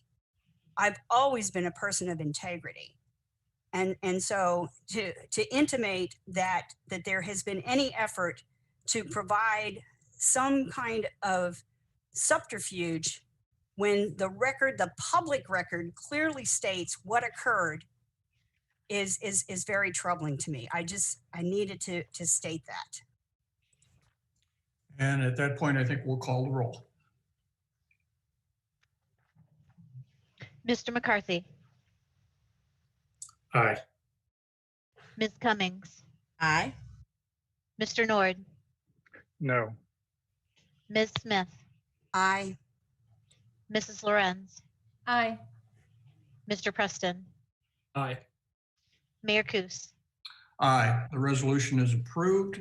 Item G is a resolution authorizing the city manager to enter into a 6-month lease agreement with Enterprise Fleet Management for 4 2021 GM Sierra double cab 4x4s and one Chevrolet 15-passenger van. Mr. McCarthy? Move approval. Second. Thank you, Mr. Preston. Mr. McCarthy? Thank you, Mayor. I'll be brief on this one. Leasing vehicles has been a subject of conferences that I've attended on and off, and how and when, and it's a very complicated opportunity that oftentimes cannot end up being a tax saving. So I just wanted to say to taxpayers and staff that I really appreciate staff looking at these type of creative alternatives and finding circumstances under which we actually hopefully can save some money. I know this assumes that Enterprise's estimates of the market value for vehicles at the end of the lease is what they believe it will be. For us to realize the numbers that are in our packet. So I understand that it's a risk, and any thorough conversation of this that I've been involved in on a national level has always made those caveats that there's risk involved, market values involved. But I just want to say I really appreciate you guys finding circumstances and our transportation needs to give this a try and see if it works, and see if we can't have a tighter fleet management approach and save a little bit of money in the process. So thanks for the hard work on this one. I would agree with you. This seems like a perfect project, Mr. McCarthy, to stick our toe in the water, and I guess we'll find out how accurate Enterprise's estimates are in a few months if this passes. Mr. Preston? Yep, thanks, Mayor. More of the same from me. I was just going to give kudos to staff for pursuing this option, and while we know that there is a small amount of risk with it, just for anybody who's watching at home who maybe doesn't know, we are anticipating that leasing 4 GMC Sierra pickup trucks and 1 Chevy 3500 15 passenger van for 6 months would cost the town a total combined under $500. It's projected at about $482. That's incredible, and thank you, staff. If that does end up being the final number anywhere close to, that is a great savings and a great efficiency for all of us. I think staff and the organization to feel good about saving taxpayer money with something like this. Thanks. Thank you. Mr. Nord? Thank you. Yeah. There was a last minute email that had came through. I just want to understand that, or make sure that I understand it correctly.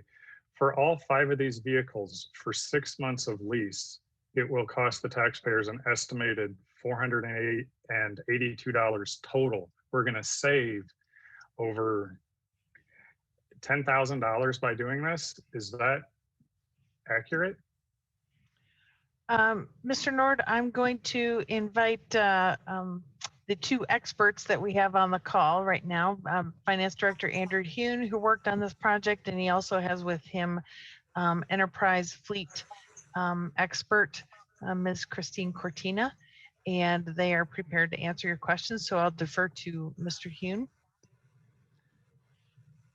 Thank you, Ms. Reese. Yes, that is accurate. Now, we will be making lease payments for 6 months on those 5 vehicles to about $3,000 a vehicle, $5,300 for the van. However, at the end of the lease term, Enterprise is going to sell those vehicles on our behalf, and the fact that Enterprise can offer this financing tool to us through a deep discount purchase for the original 5 or 4 trucks and van, and then sell on the open market essentially above that deep discount, they pass that proceeds back to the town. The proceeds that we get per vehicle, per their estimated expectation of the sales price, is going to exceed our lease payments on 4 of the 5 vehicles, essentially giving us a gain on the transaction. We have a small loss in the transaction in terms of the van, because the market for vans is not quite the same as vehicles. So our lease payments exceed the proceeds we'll get back from the sale. But in the cases of all together, The proceeds are just $500 short of what we pay in lease payments. So we will see that is in fact the case. By the end of the transaction, when we get the lease term finished and when we have the vehicle sold and the check comes back to us, it's going to almost entirely offset our lease payments for all the vehicles to the tune of just short of $500. Okay, yeah, that's kind of, well, that's exactly what the write-up said. It sounds too good to be true, you know, and that's like a reason for someone to kind of be a little bit of a skeptic. But my recommendation for this next budget cycle, I don't know that I would recommend adjusting the budget downward, because this may not pan out the way that we anticipate. You know, the best thing that would happen is we've over budgeted for next year. And if this works, I'm all for then looking to expand this program, because I mean, those numbers are amazing. You know, I'm just surprised. So good job for finding it, and kudos to Enterprise. And I hope this turns into a long-term relationship, and that other folks in the community that need vehicles like this will get on board too. Ms. Smith.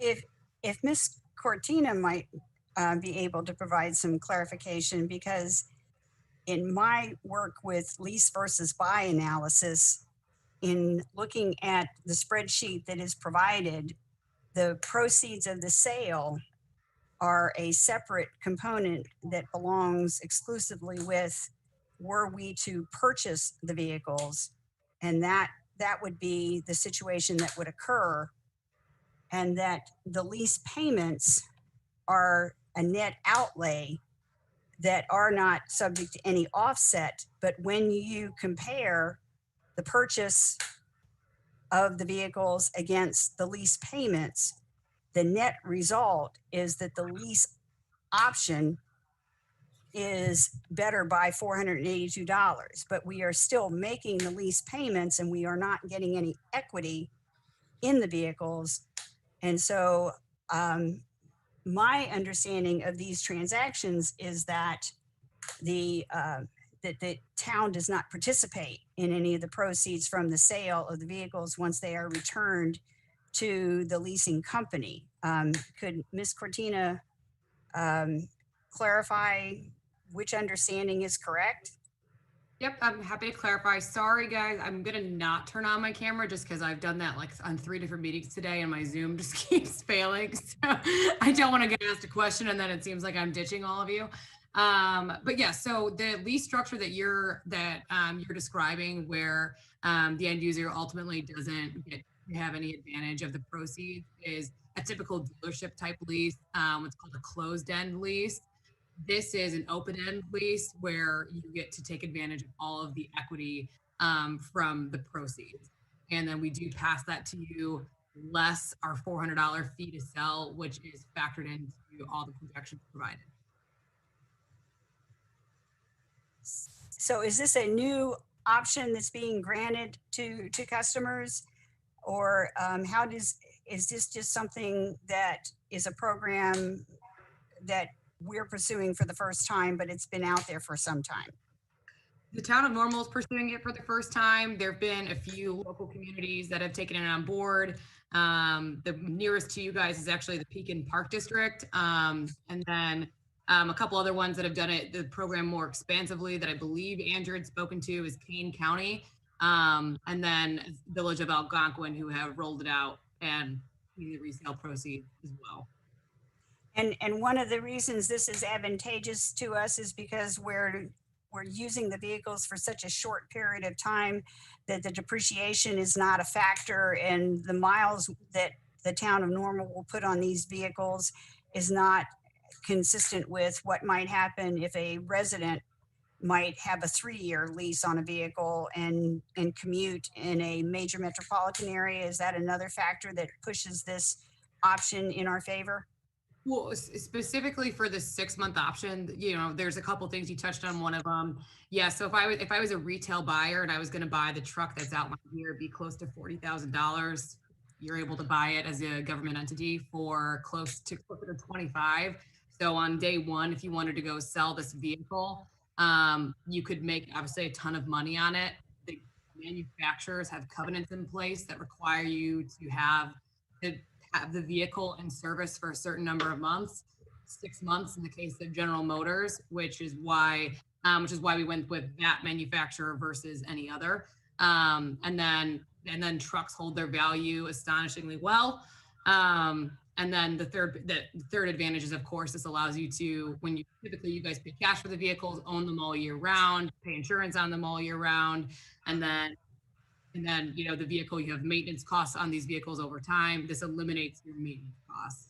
That's another advantage. You're always running the newest, safest vehicles, greatest fuel economy, and then you only have the vehicles for the number of months that you actually need them. Well, you've taught an old dog some new tricks. We're basically you guys the enterprise business model. This is what we do. We do. What would be the downside to this? Putting more mileage on than we've agreed to in the lease agreement? Ms. Smith, I'm going to ask that we move along here and not get into the particulars of the lease. We've been offered a lease agreement, and I think we understand where it's at. And I appreciate you wanting to know more about this system because it obviously intrigues you as an accountant. But we have other business tonight, and I would ask that we could move on. Please call the roll. Ms. Cummings, Aye. Mr. Nord, Aye. Ms. Smith, Aye. Mrs. Lorenz, Aye. Mr. Preston, Aye. Mr. McCarthy, Aye. Mayor Kus. Aye, the resolution is approved. Item H is a resolution amending the rules for public comments at meetings of the normal town council and other town boards and commissions. Mr. Nord. I so move. Second. Second.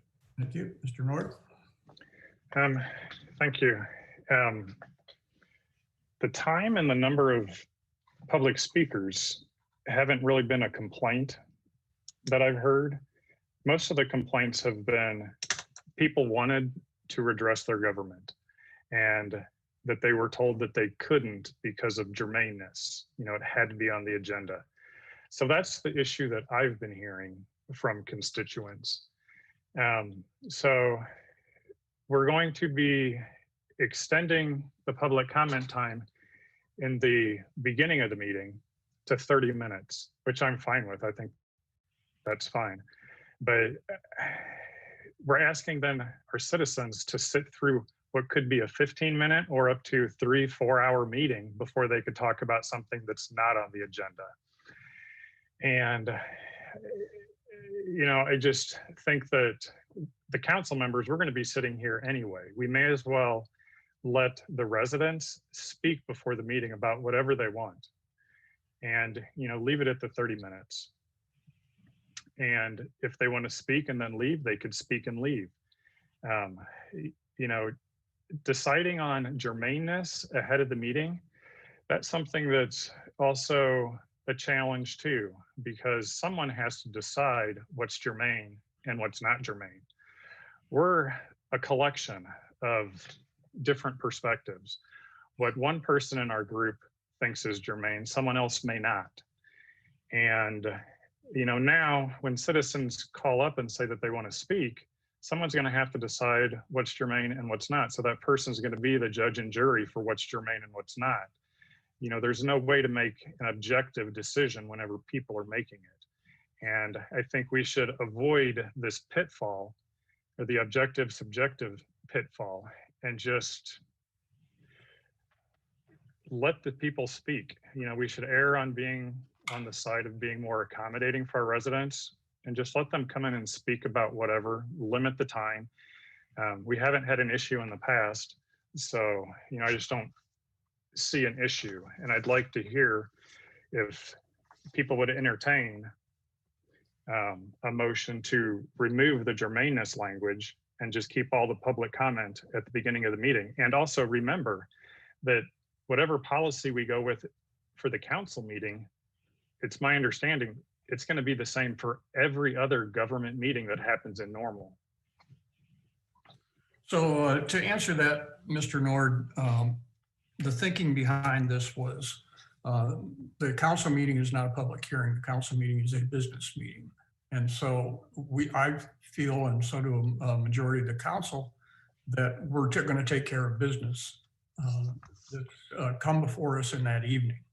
Now, to say who decides what's germane and what's not germane, all the person has to do, and this has been the process, and people have skirted it a little bit, and we've allowed it, although we're watchful of it, that all you have to do is say, I want to speak on item C or D, because bills and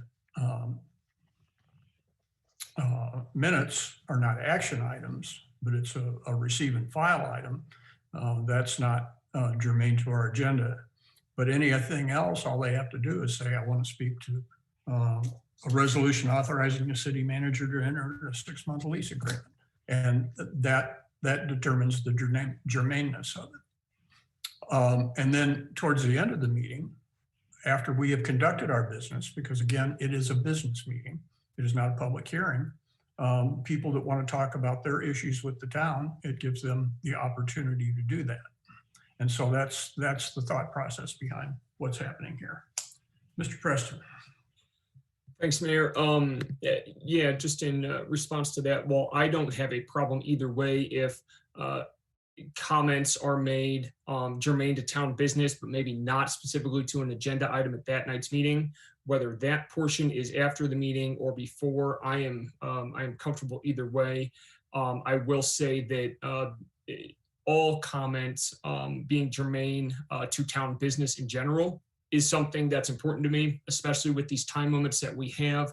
I would not want to be in a situation where at the start of a meeting, prior to action being taken, we have 30 minutes or 20 minutes or limited for anybody to speak about anything, and that time then gets taken up by people coming and talking about something not even relevant to the town at all, hence maybe boxing out some residents who would want to speak about something germane to the agenda but not have the time because we would have reached time limit. So making sure that all comments are germane to town business, whether on the agenda for that night or not, is something that is important to me. But again, I have no problem with the germane to the town, but not germane to a specific night's agenda. I have no problem if that portion is at the end of the meeting as presented tonight, or coupled at the beginning of the meeting, as I believe Mr. Nord had suggested. Thanks. Mm-hmm. And I would add on this, as you go around the state of Illinois and around the country, there's no set rule on how public comment is handled. It's because we're a home rule government and many other governments are that way. They can set their own rules and they're reviewed by the state attorney general's office if people find fault with them.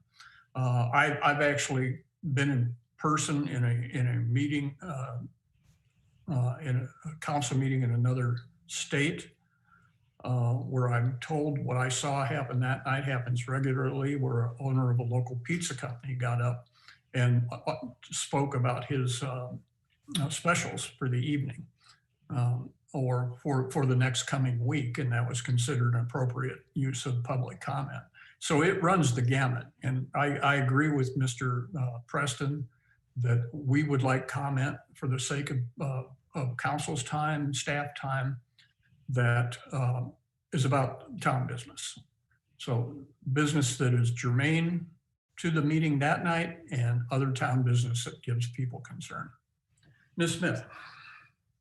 In regards to having people speak on any topic at the end of the meeting, one advantage that format offers is, in my mind, is that when we are, again, in person, there would be the opportunity for individuals, once they've expressed themselves, our meeting will shortly be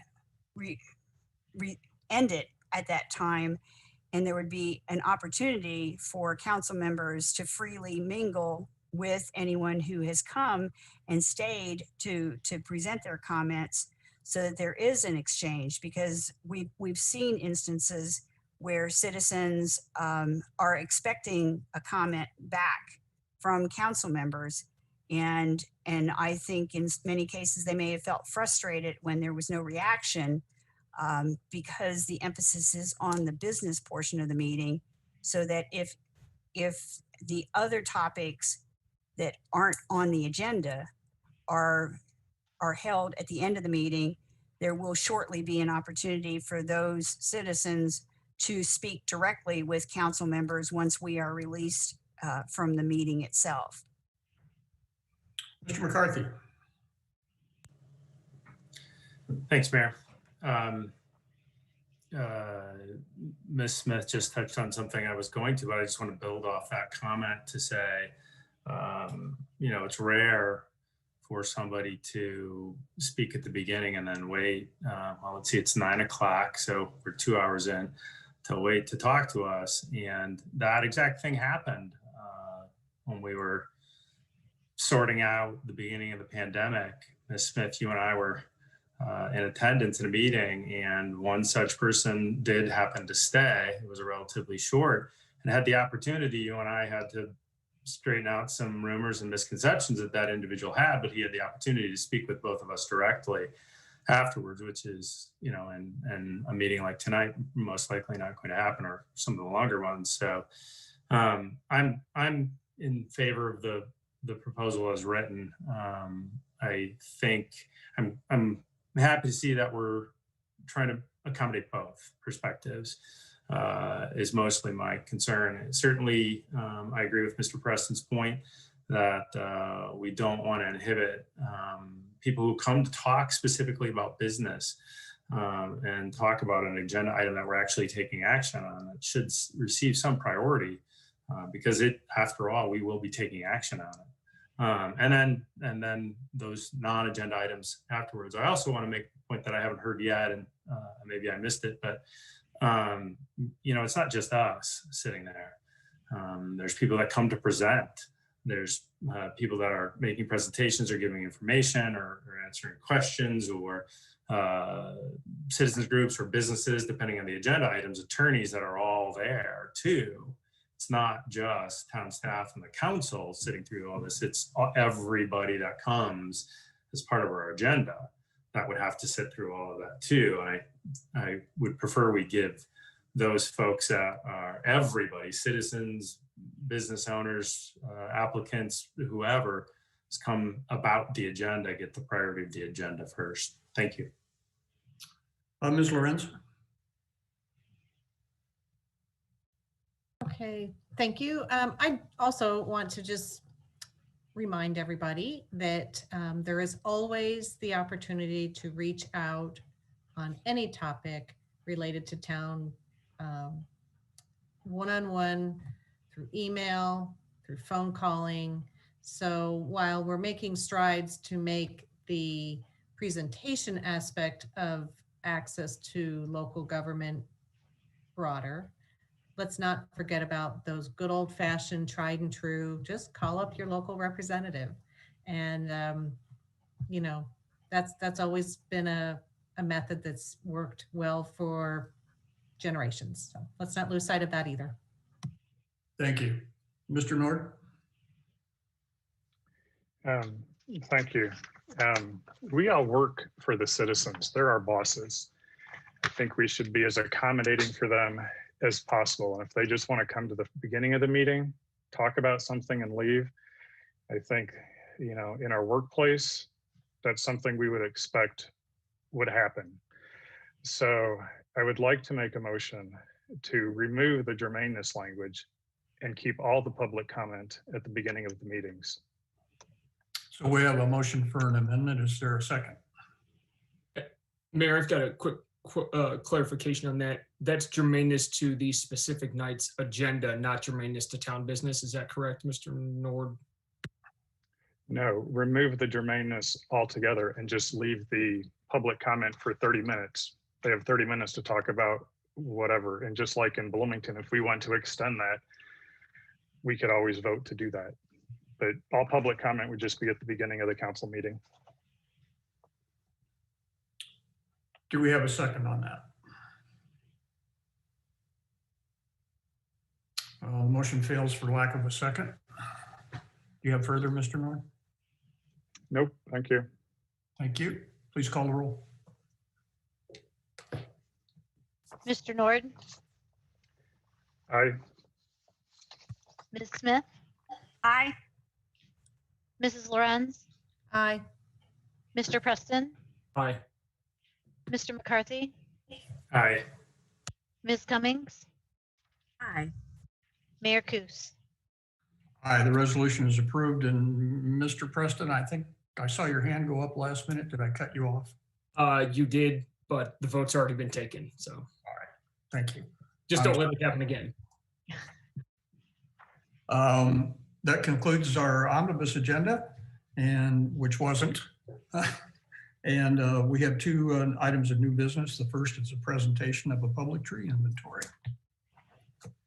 All right, thank you, Mayor Kus. I'm going to introduce our Parks and Recreation team who's on the call this evening. We've Doug Damry, Gene Kotlinski, and Tyler Bain, all representing Parks and Recreation. We wanted to take a few minutes this evening to talk to council about the outcome of the tree inventory that council supported and demonstrate the tree inventory, software, the application, let's call it that, the tree inventory application that's available on our website. So Director of Parks and Recreation, Doug Damry, Assistant Director, Gene Kotlinski, and Recreation Supervisor, Tyler Bain, are going to take it over. Thanks, Ms. Reese and Council. Happy to introduce to you the work that is a kind of a culmination of the tree inventory that was discussed back on March 2nd that was approved. And really, I'm going to hand it off to Tyler. He kind of led this project. Gene is also on the line and available for questions if there are any, but I'm going to go ahead and hand it off to Gene. He can share the interface with the public and as well with kind of our back end side a little bit, just a little glimpse into that. So go ahead, Tyler. All right, thank you guys. Thank you everyone for allowing me to kind of present this tonight. Everybody hear me okay? So my plan is just to kind of take you right into the system, how to get to it, how to utilize it, how to navigate it, and then kind of how we plan for our staff, myself, to utilize it. And so without really further ado, I'm just going to jump right into it and share my screen here and show you the inventory itself. So can everybody see my screen now? It should be the Parks and Rec website. Yes, we can. All right, so this is kind of the starting point, I guess. You just go to normalparks.org, and here under Parks and Facilities, you hover over it, and you go down to the bottom right here where my mouse is pointing, and you see the town's tree inventory. You can click on that, and that brings up our kind of a landing page, kind of an information style page, where it has information about the tree inventory, how it was done, the funding that came from it, and then as I scroll down here, some of the summary that came from it. So as you'll see in the summary, over 11,000 trees were pinpointed in this inventory. Most of the trees inventoried were in good condition, so 79% of those were in good condition there. Crabapple trees comprised 8% of the inventory tree population. And then this last point here is the ecological benefits totaled over $1 million, and I'll get into that large number. It's there's a lot that kind of goes into that. Going down further, so I can explain the tree benefits. All that stuff includes that ecological benefits would be the greenhouse, water, energy, air quality, property benefits. Those are all included. So those all add up to that $1 million. So in greenhouse, we're talking about carbon dioxide sequestration. Water benefits would be the water runoff that goes into the storm sewer that the trees kind of take up so they don't go into the storm water. Energy benefits would be those that, the shade and the wind screens that trees provide. Air quality obviously would just be oxygen that the trees put off. So those all go into that, and the numbers that we get from the tree inventory are all scientifically proven. They've kind of put them all together to get in their certain equations to get those numbers depending on the species of tree and the size of tree. That's how they kind of come up with those numbers. And you'll be able to see that a little bit more clearly once I pull up the inventory. If you're trying to get to the inventory, you just click on this big click here button, and it'll take you right to the inventory system, which I'm not going to click on that. I've already got pulled up on my browser here. So this is kind of what you'll see. I'll kind of zoom out here a little bit. You'll be able to see the entire system that we inventoried here. And then on the left side, you'll see those eco benefits. So that is the total eco benefits for the entire tree population that was inventoried. And so as you can see on the left side there, we saved roughly 35,000 in greenhouse gas benefits, a little over 300,000 water benefits, and so on and so forth down that line there. And then to kind of take you through the system just briefly here, I'm going to zoom into Fell Park. So if you're looking at a specific tree, it's just as simple as clicking on one of these green dots. Every green dot is a site, so it's either a tree or a stump that's been located. Here on the front here, I'll click on this one, and you should be able to see that it's a sugar maple, gives the common name of the tree, has a site ID here. The DBH is the diameter at breast height. So if you're standing next to the tree at your chest, that's 26 inches in diameter. And then we kind of have a marker here for Fell Park. That way that's notated. If you click on the eyeball, it'll just give you some more information. So here, what you'll see is the X and Y, the coordinates of the site ID as well. And then over here, they have a Google Street View, and then you can actually see the tree in the bottom left-hand corner of the Google Street View. So that's actually the tree that's been inventoried. If for whatever reason in the middle of a park, let's say Maxwell Park, we don't have a street view, the plan is to take pictures of each tree so each one of those can be notated in there. And then as far as in the top right corner here, the tree benefits information. So that specific tree has a specific tree benefit. So those are all notated here. About $257 per year this tree benefits us. So that's interesting to note. Then we kind of go down these map tools. If you're looking to utilize these, this is just if you're looking to pinpoint a certain tree. If you're looking to look at an entire block like Fell Park here, you can select all the trees in the park there to get a better idea of what we have. And once you select all those, you can see that we have, you click on this little dollar sign here, you can see that we have 30 calculated trees, 31 sites. That just means we have a stump in that park that we haven't removed yet. And in that park, the yearly eco benefits are roughly $5,800. So if you're looking to, the way I feel like a citizen or someone in the community can utilize this would be a great use would be in a teaching setting. So if you can remember back in the day when you were in elementary school, I know my teacher used to have us go to around the community, pick off leaves and kind of map them and kind of decipher what the species was. Well, now it's a little bit easier for the kiddos. All they have to do is come on to the website, and if you click on this dashboard, click on the overview, It'll not only tell you how many trees are in the park there, but it'll also tell you all the species. So you can see we have a myriad of different species in Fell Park. It's pretty easy to access. And then furthermore, if you're looking to, let's say, I know there's a shingle oak in this park, but you're having trouble finding it and you don't want to click on all 31 points, down here on the bottom right, you can pull up this this deal here, and you can, I'll just, sorry, I have a little trouble with the screen here. You can find your northern red oak. We'll just pick that one.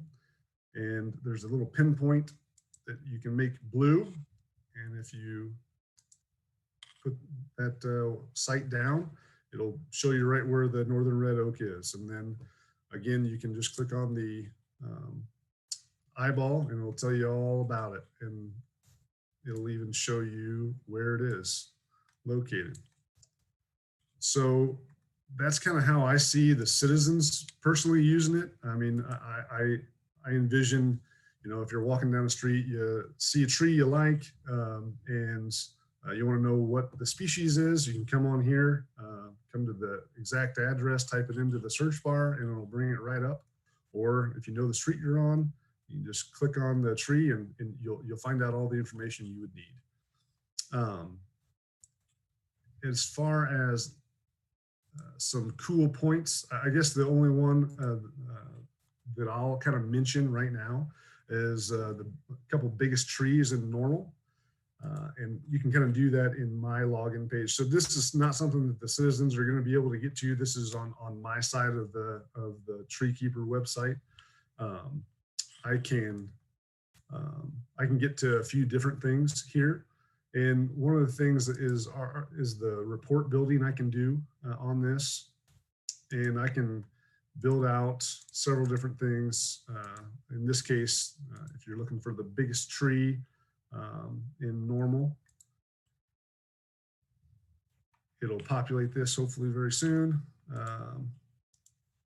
All on the left side here is all the DBH. So that's the biggest tree in Normal, is almost 5.5 feet wide at your chest. And I can click on it, and it's a cottonwood that is in Fairview Park. So this right here in the middle of the screen is Blimler Field. So that's where our biggest tree in Normal. And I should preface this by saying it's the biggest tree that was inventoried. That there could be, you know, a tree that's on private property that we did not inventory that could be bigger. This is just that's on town property. So that's kind of a cool site, just a kind of information for you guys. And then as far as like what I envision our staff using this application, we would simply, the 2 foresters we have in town, they will carry iPads every single day in their trucks. And anytime that they are, you know, pruning a tree, removing a tree, planting a tree, whatever it be, they're going to be notating all of that. And it's very simple on our side. I mean, we just click on a tree. This is a honey locust. We do the same thing that we've done in the past, click on the eyeball, and the work information for us, again, this is all on my side of the purview, would be adding work, checking on the work, that, you know, selecting the project, the priority, the work type, ash tree removal, inspection, so on and so forth. There's many different options that we can add, and this is all variable. I can add all a lot of different work types as well. There's a lot of stuff that this inventory can do, and I think it's going to be a huge asset for us. One of the biggest things I believe it will do for us is now we know what we have in town, so now we know how to move forward. We know what trees to plant to help diversify the population. We know the age of a lot of our trees in town now that we didn't necessarily know prior to this. So now we can kind of try to help diversify plant age population as well. And overall, just we can see where we need trees and better care for the trees that we have. So that was awfully quick. I just didn't want to kind of bombard you all with all of this information, because I can tell you that I've only scratched the surface with a lot of this stuff. There is a lot of information in it, but there's also a lot of possibility in this program. And I think as we continue to move through it and we continue to understand more about it, it's only going to benefit us more.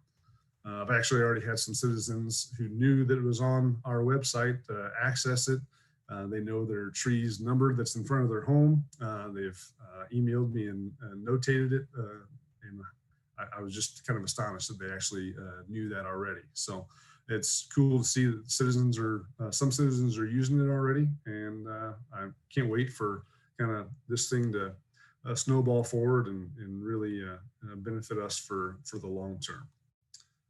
So with that, what I figured I'd do is just kind of open it up for questions, because I assume there would be some. So that way I can answer them as I can. Tyler, I'll start with the first question. I think you've already alluded to it or answered it, and that is, how do we maintain the system as trees go away and get planted? My assumption is the arborists update that on almost a daily basis when they're out working. Yeah, that's correct. So as I said, what we'll do is we'll pick out a tree. Let's just say it's this cottonwood. If we were to have to cut it down, we would go to that site, do the same thing as I kind of showed you prior, create a work order, and then basically change that site from a living tree to a stump. Once we remove the stump, create an open space, and then if we were to replant that site, it would become a new tree. So it's just a constant evolution. Great. Ms. Lorenz.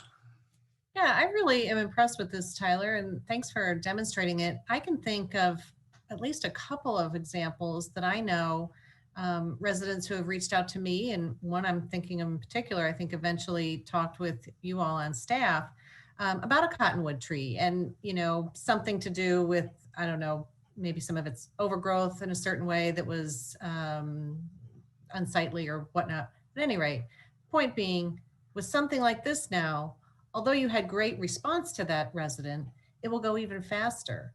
And also there'd be a way for you to continue to monitor that situation without having to go out and visit. So I see a lot of efficiency, not only for the residents, but also for you too as staff, to really have at your fingertips what's going on with every tree in the town. So I think that's great. I also think of the residents who have sometimes mentioned about some new plantings that haven't taken hold.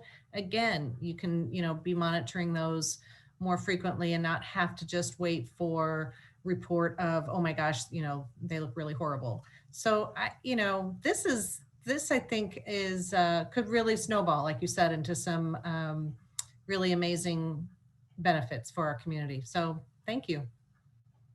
No problem. Preston.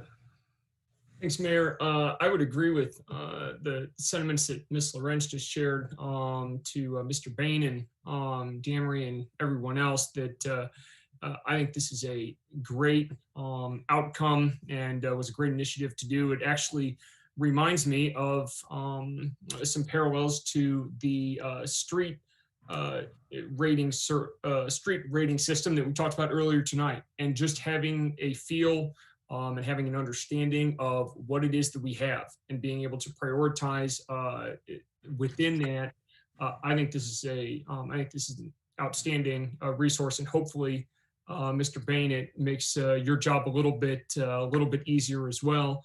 It reminds me too of the I gotta believe thousands of ash trees that the town is, I'm sure, excited I'm even bringing up right now with the memories of I'm sure many hours replacing those that were affected by emerald ash borer, and having a resource like this should, heaven forbid, a situation like the emerald ash borer come up again in a different species down the line. Having something like this, I would think, would be tremendously advantageous. So thank you, and looks great.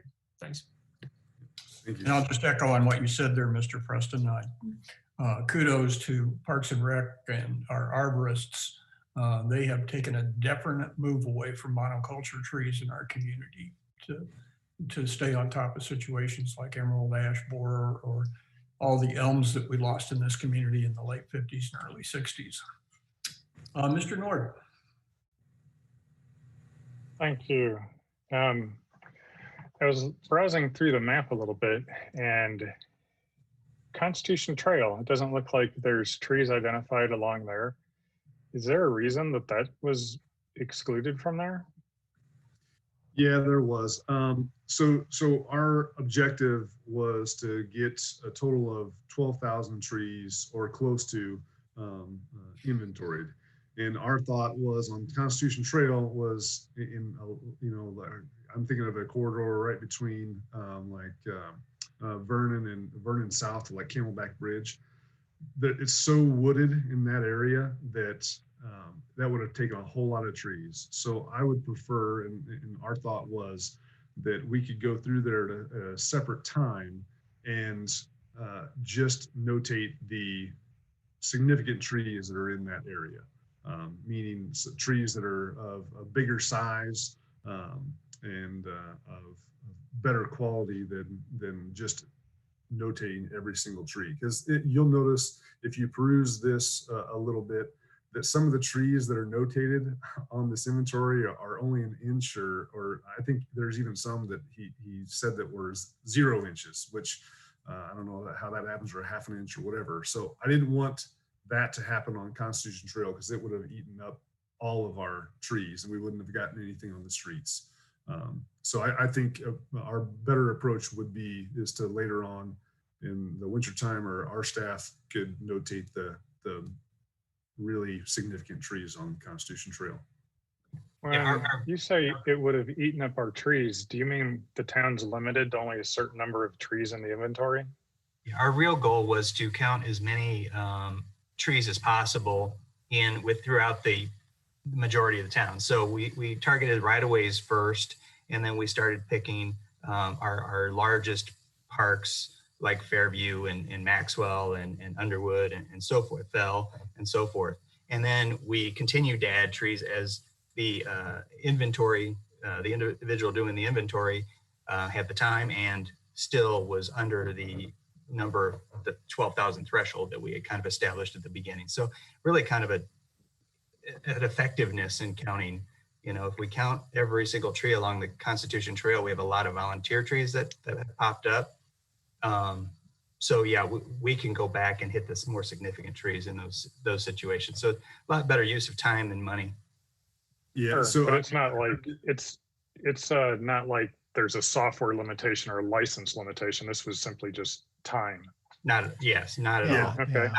Yeah. Doug, let me throw in, we actually were under a time limit. We had to have this inventory complete and our reimbursement documents submitted on a time.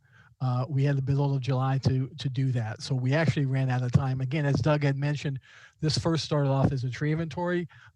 Once we completed the trees, we went into parks, golf course, and other municipal property. So basically, we ran out of time, and we would have done the Constitution Trail had we had the time.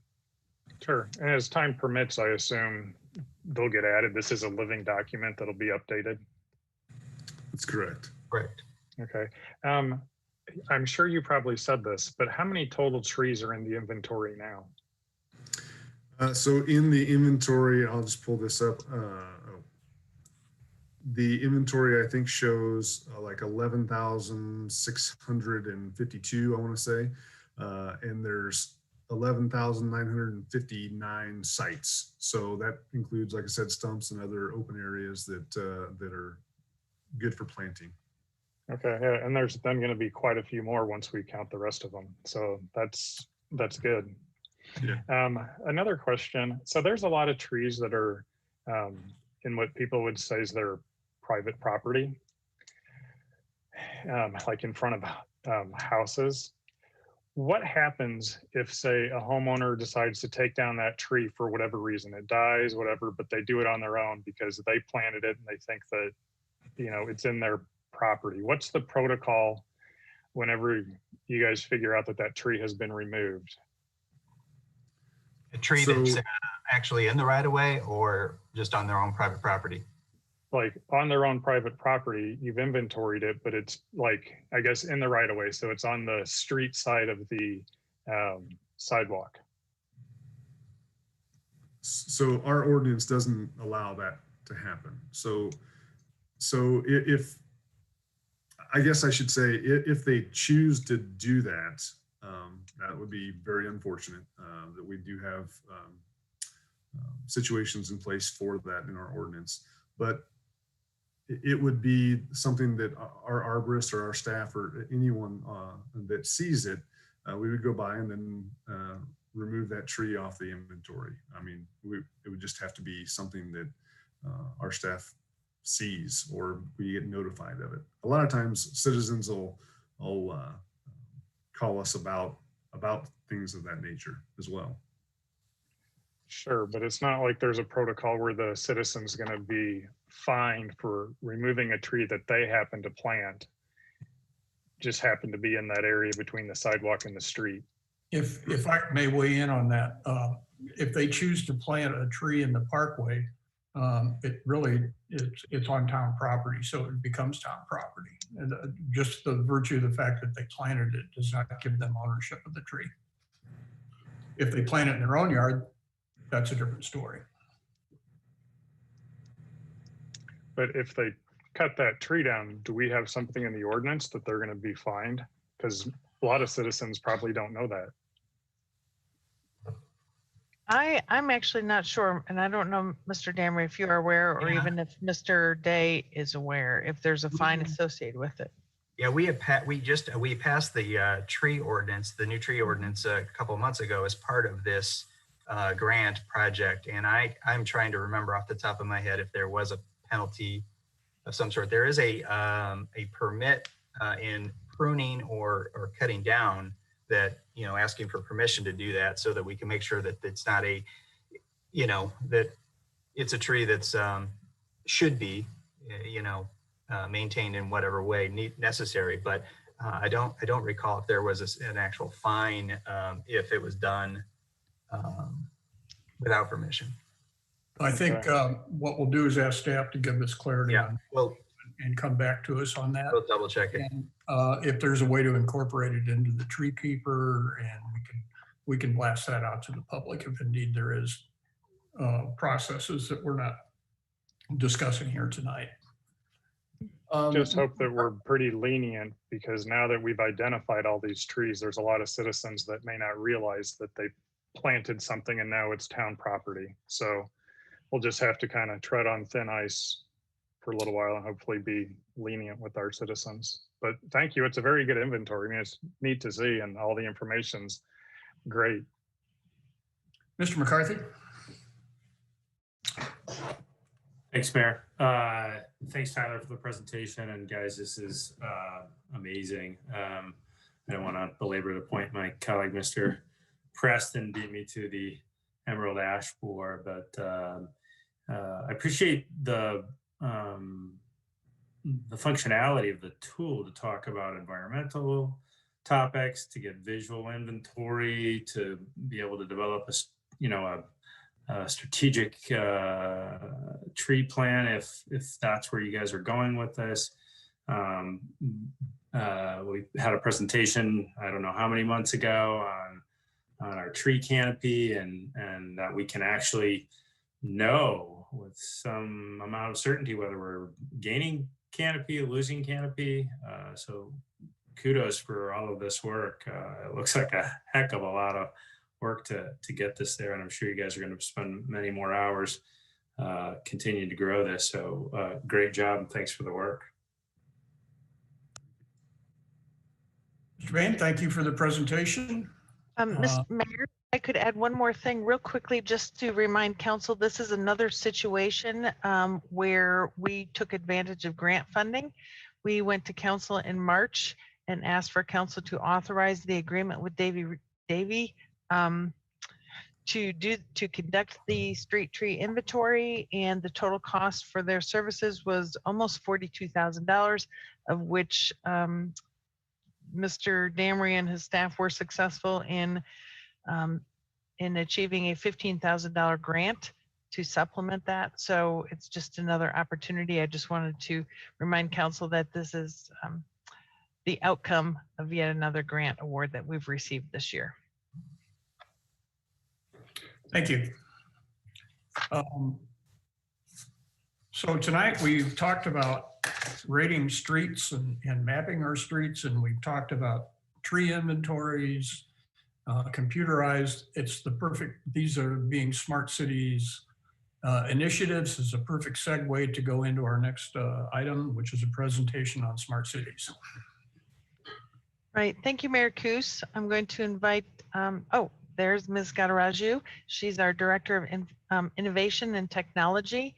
We figured it's about time for us to give council an update on where we are with smart city strategies and initiatives. And so Ms. Gadaraju has some information to share and a presentation for your information. Thank you for that background, Ms. Reese. Mayor, Council, good evening. Thank you so much for your time today and the opportunity to talk to you about smart cities and the town's efforts in becoming a smart city. So I'm just going to spend, if I can advance my presentation here. Thank you. I'm just going to spend just a minute talking about what a smart city is, because if you ask 10 different cities who are in this journey of smart cities, we will get 10 different answers. And that is common because smart cities is a way to address community challenges. But what you will see in those conversations is a few emerging themes about what smart cities are. It's a holistic approach to problem solving. It's establishing strategic partnerships in helping us solve those challenges. And it's about using data and technology to govern better, make decisions that anticipate future needs, and last but not the least, to improve transparency. I know I packed a lot in there, so I'm going to use a couple of examples here to demonstrate what we really mean by that. So the first one here is Barcelona, Spain. In early 2000s, when Barcelona was getting ready to embark on a redevelopment project of 200 hectare land, what's called District 22, that later became really famous as at 22 Barcelona as the innovation district, was a redevelopment project. The public sector really brought together private sector as well as universities to the table to help them with that project. So that led to a lot of innovations in many, many fields. But today I'm going to talk a few about the technology aspects. Because of the private sector and the university's contributions here, that challenged the traditional redevelopment efforts and kind of forced the city to think beyond and look at the trends in technology that are helping the city solve those issues. So they really coined the term Internet of Things. They brought it to life from a city planning and a smart cities perspective. They used technology to address parking issues in that district, waste management, public transit. So a lot of urban issues they were trying to resolve, they've used technology to help address those. Another key factor to keep in mind is they just didn't go out and purchase these technologies because many of these didn't exist at this point. They've enabled entrepreneurs and technologists to come and invent these in those districts, really leading to a knowledge economy that helps solve many problems and eventually grow and boost their knowledge economy in that district. So does that mean smart cities is only for major cities like Barcelona? Absolutely not. So my second example here is South Bend, Indiana. So in 2004, when South Bend was slapped with a EPA non-compliance issue on combined sewer overflow, engineering solutions would have costed them many millions of dollars to fix that. Instead, South Bend chose to partner with University of Notre Dame and entrepreneurs in their community to help solve that issue. They were able to solve their non-compliance issue at a tenth of the cost of what an engineering solution would have been. So I want to use these two examples to kind of really illustrate that when we talk about smart cities, the first thing that comes to mind is technology, but it's not implementing flashy technology for the sake of technology. It is about really addressing the challenges that are at the core. It's about people, it's about the business. It is about increasing efficiency using data and technology. So with that, let's talk about smart city journey. Because the examples that I've used are, some of these cities started their journey back in 2000 and 2004. So they are where they are because of this journey. This model here kind of shows us a 5-stage maturity model. Ad hoc being really kind of trying to achieve efficiency at a very department or division level, all the way to optimized, that is citywide system of systems approach that really drives shared accountability and enhances city competitiveness. So these maturity levels are measured in 5 dimensions: the strategic intent, how well a community uses data and technology, the type of governance structures that are in place, and most importantly, citizen and business engagement. So where is town normal today at this point? We are really somewhere in between ad hoc and opportunistic. And over the next few slides, I'm going to explain why we are where we are. So the town's smart city journey can be traced back, of course, to our comprehensive plan that was adopted in November 2017. As you know, the plan really is an aggressive human-centric plan that calls for complete, connected, and compact community, and that very much emphasizes technology and innovation as key frameworks to achieve that aggressive goal. Several elements in the comprehensive plan get to aspects of smart city, and in your report, the smart city update report, we've identified those.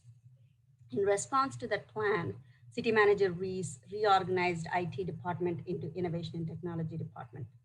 And this new department is now charged with coming up with a vision and thought leadership on what this journey should look like.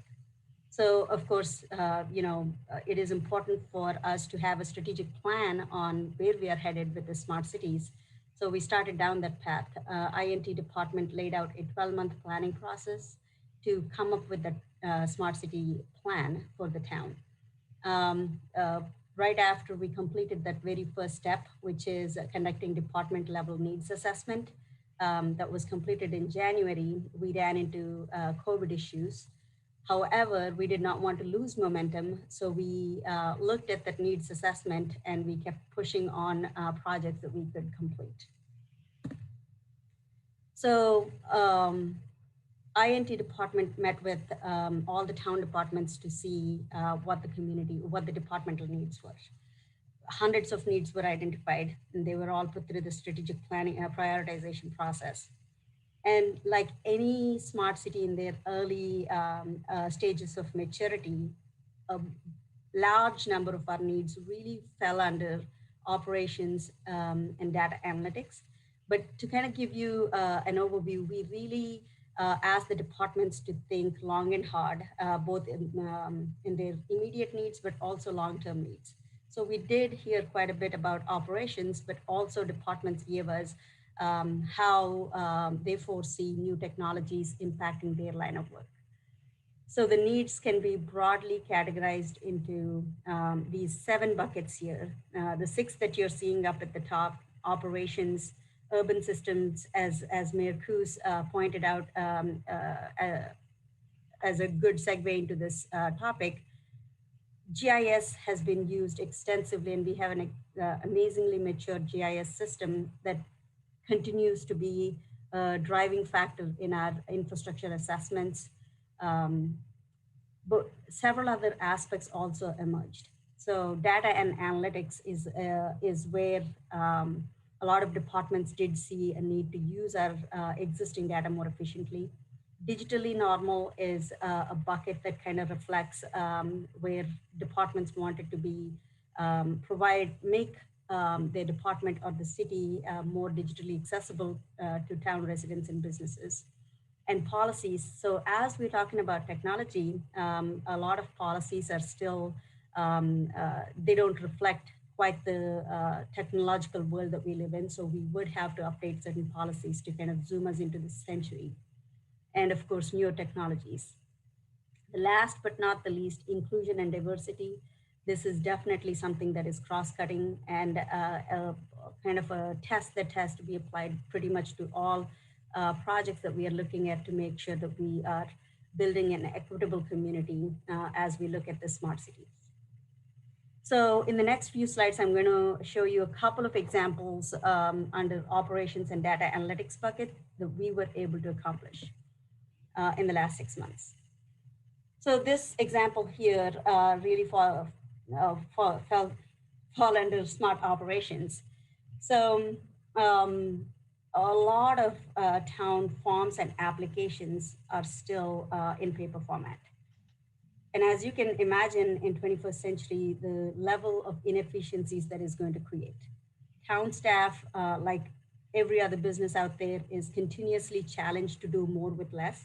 So anytime we can eliminate inefficiencies like this, we would have to really prioritize that. And departments definitely identified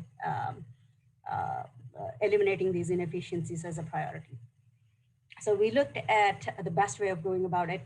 Our current intranet technology isn't super conducive to quickly and in a resource efficient way to digitize our forms.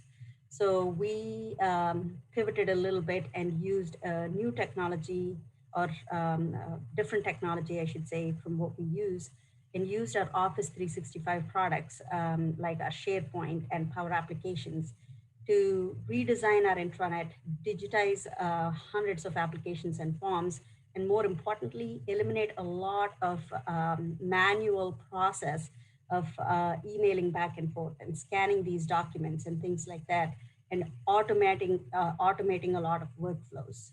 So this, we expect to roll this out December 1st or in December here soon. And we expect this to significantly improve efficiencies in operations. So along with this, a big part that we are also rolling out is increasing access to training and resources. So we are confident that Office 365 applications are very user-friendly, but we want to make sure that all town staff can access these and use these efficiently. Another set of examples that I want to highlight is under our data and analytics domain. I have to preface this by saying this is this domain here provides huge opportunity for us to innovate. Currently, the systems that we have in place, the town has gold mine of data. We use several enterprise-wide applications to gather data on a whole host of things. But we really have a lot of opportunity for improvement in really using that data to gather insights, business insights. The challenge though is because we use disparate systems, we can only use data from within a particular siloed system to conduct that analysis. We began using dashboarding technologies like Power BI that allow us to combine sources across our town databases and provide insights like never before. So we can now tap into different databases to really gain new insights. This, in a few examples that I've outlined in the update report that I submitted, we are already seeing a lot of gains in this area. Staff time that's spent on combing through reports that are hundreds of pages is being severely cut down to kind of getting quick alerts using these dashboards. Another important aspect with the data and analytics one is with this new tools, we now have the capability of publishing data that's most requested. So for example, on the right-hand side, you're seeing business licenses dashboard. there is no reason why we couldn't be publishing the dashboard as one of the most requested one. But we would definitely have to have certain policies in place to make sure that we understand open data and how we want to handle data and establish some data governance structures in place, put some data governance structures in place. But publishing dashboards like that really could improve transparency, and making this type of data available would eliminate calls to us to and make this data available 24/7.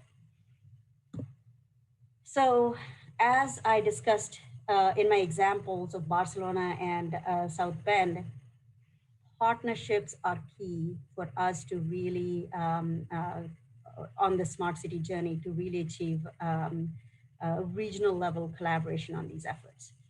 So I am happy to report that Bloomington Normal Innovation Alliance is a group of key stakeholders, Town of Normal, City of Bloomington, county, our local universities, Urban, and others that communicate constantly on a monthly basis and really identify projects that are significant for our region, but could be benefiting from a technology component to it. So it's an intentional effort to constantly stay in communication with our regional stakeholders. And one of the outcomes of that was recently we were able to partner with City of Bloomington and Regional Planning Commission to issue an RFP for guidelines on wireless infrastructure guidelines for both Bloomington and Normal.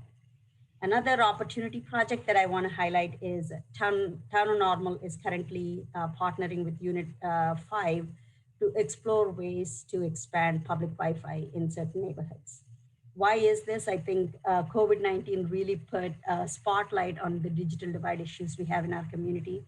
And this is an area where one of our partners approached us wanting our assistance in this area. And so we are in the process of exploring how the town can partner with local school district to address an important community issue.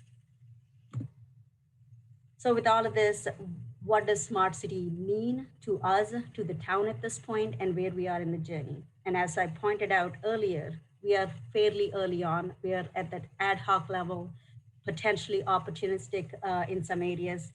But really at this level, what does smart city mean? Smart city means maximizing the usage of our existing tools and technologies that we have, automating processes and improving workflows to really cut down on any inefficiencies that we have within our system, utilizing data and evidence to create more efficiencies and provide new services. And this is an area, like I said, we are at the tip of the iceberg, and I fully foresee a lot of projects in this space.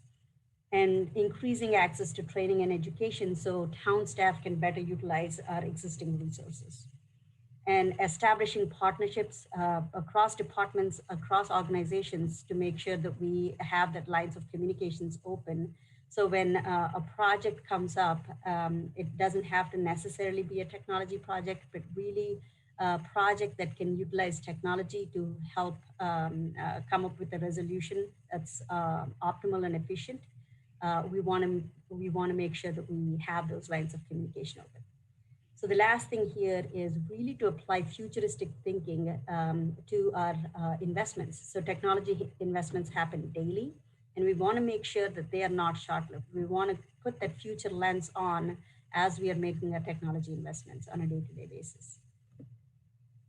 So before I conclude, I do want to say technology is here to stay. It's changing rapidly, and it's going to change our communities and landscapes in more ways than one. It is extremely important for us to be intentional about taking advantage of technology to help us solve our issues and shape our future, or we risk being left behind. With that, I am going to open for questions. Thank you, Ms. Gadaraju. I will turn the floor over to Mayor Koos and Council, and we'll certainly be able to respond to any questions Council may have.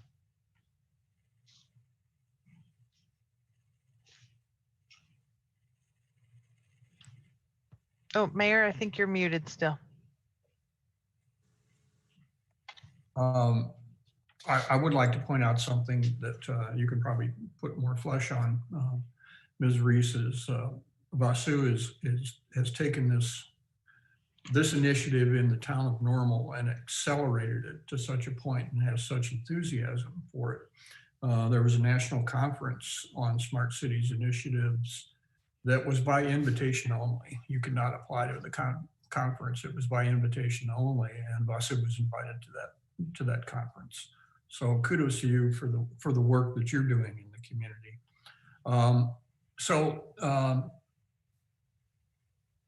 I think this is an opportunity for our community to serve our citizens more efficiently, save dollars in our operations in the long term, and as Vasu pointed out, make our government more transparent and open to our citizens. I mean, the wins out of this are just amazing. I will say that Pete Buttigieg was the mayor of South Bend when this initiative that Vasu referenced, and he talked in length about that at U.S. Conference of Mayors. And it indeed saved South Bend, Indiana, an incredible amount of money by implementing smart cities techniques to solve the problem they had at hand. So with that, we'll go to the questions or comments, and Kathleen, you're first. Thank you. You know, this is a great presentation, Vasu. Thank you very much. But what really caught my attention, and I want to offer up as a comment, is about the lack of internet and how the coronavirus and the ensuing e-learning really exposed that vulnerability in our community. So I'm glad to see and hear that there's conversation and partnership going on about that. I will say that at least in the short term, this community, particularly United Way and some other private donors, are stepping up to try to shore up that, particularly in the county area, so outlying areas outside of Bloomington and Normal. But I'm sure there are still some within the city limits as well. So huge need, caught us off guard, you know, as so many things with Corona did expose. And so just on that point alone, I'm really excited by what you're talking about here. Thank you. And Vasu, would you take your screen down? It's hard for me to see everybody when that's the active screen. Thank you. Mr. Nord.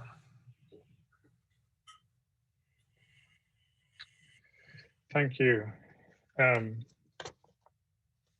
Are there any communities that are in Illinois that are kind of more advanced than what we are with smart cities?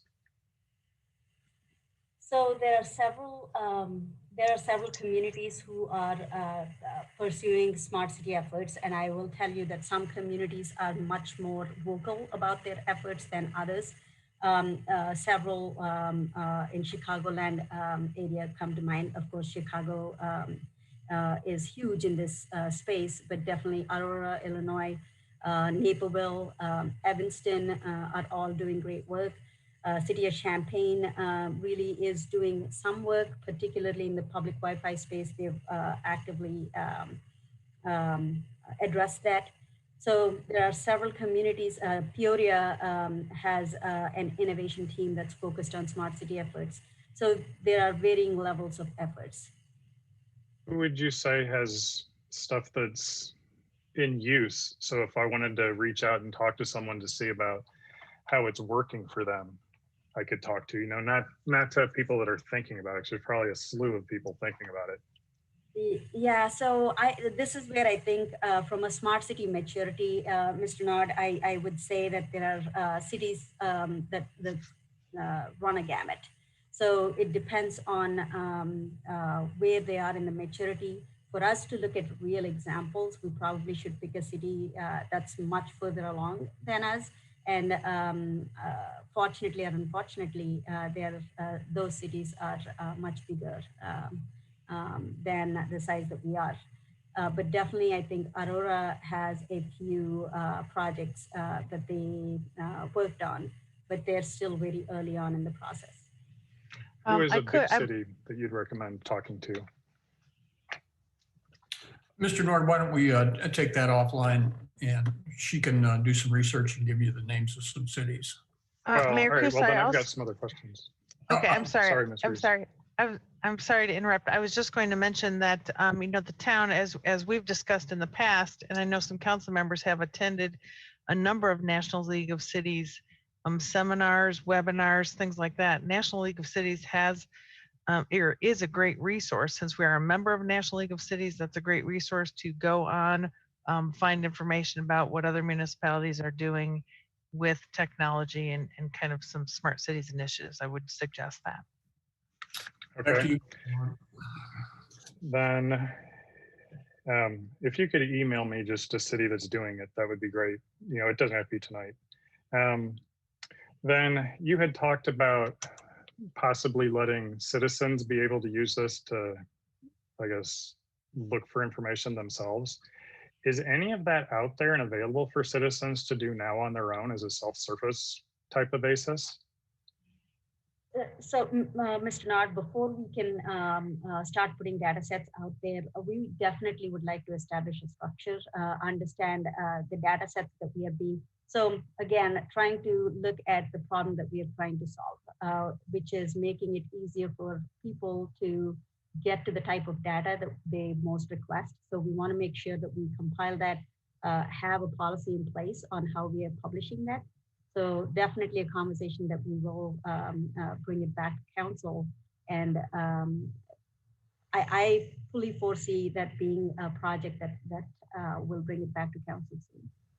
Okay, but there's nothing yet. Let me add on that, Mr. Nord, that there is one that came out of this initiative, and that's the COVID dashboard on the Town of Normal website. It's a very impressive data source for what's going on locally, in the state, in the United States, and in the world.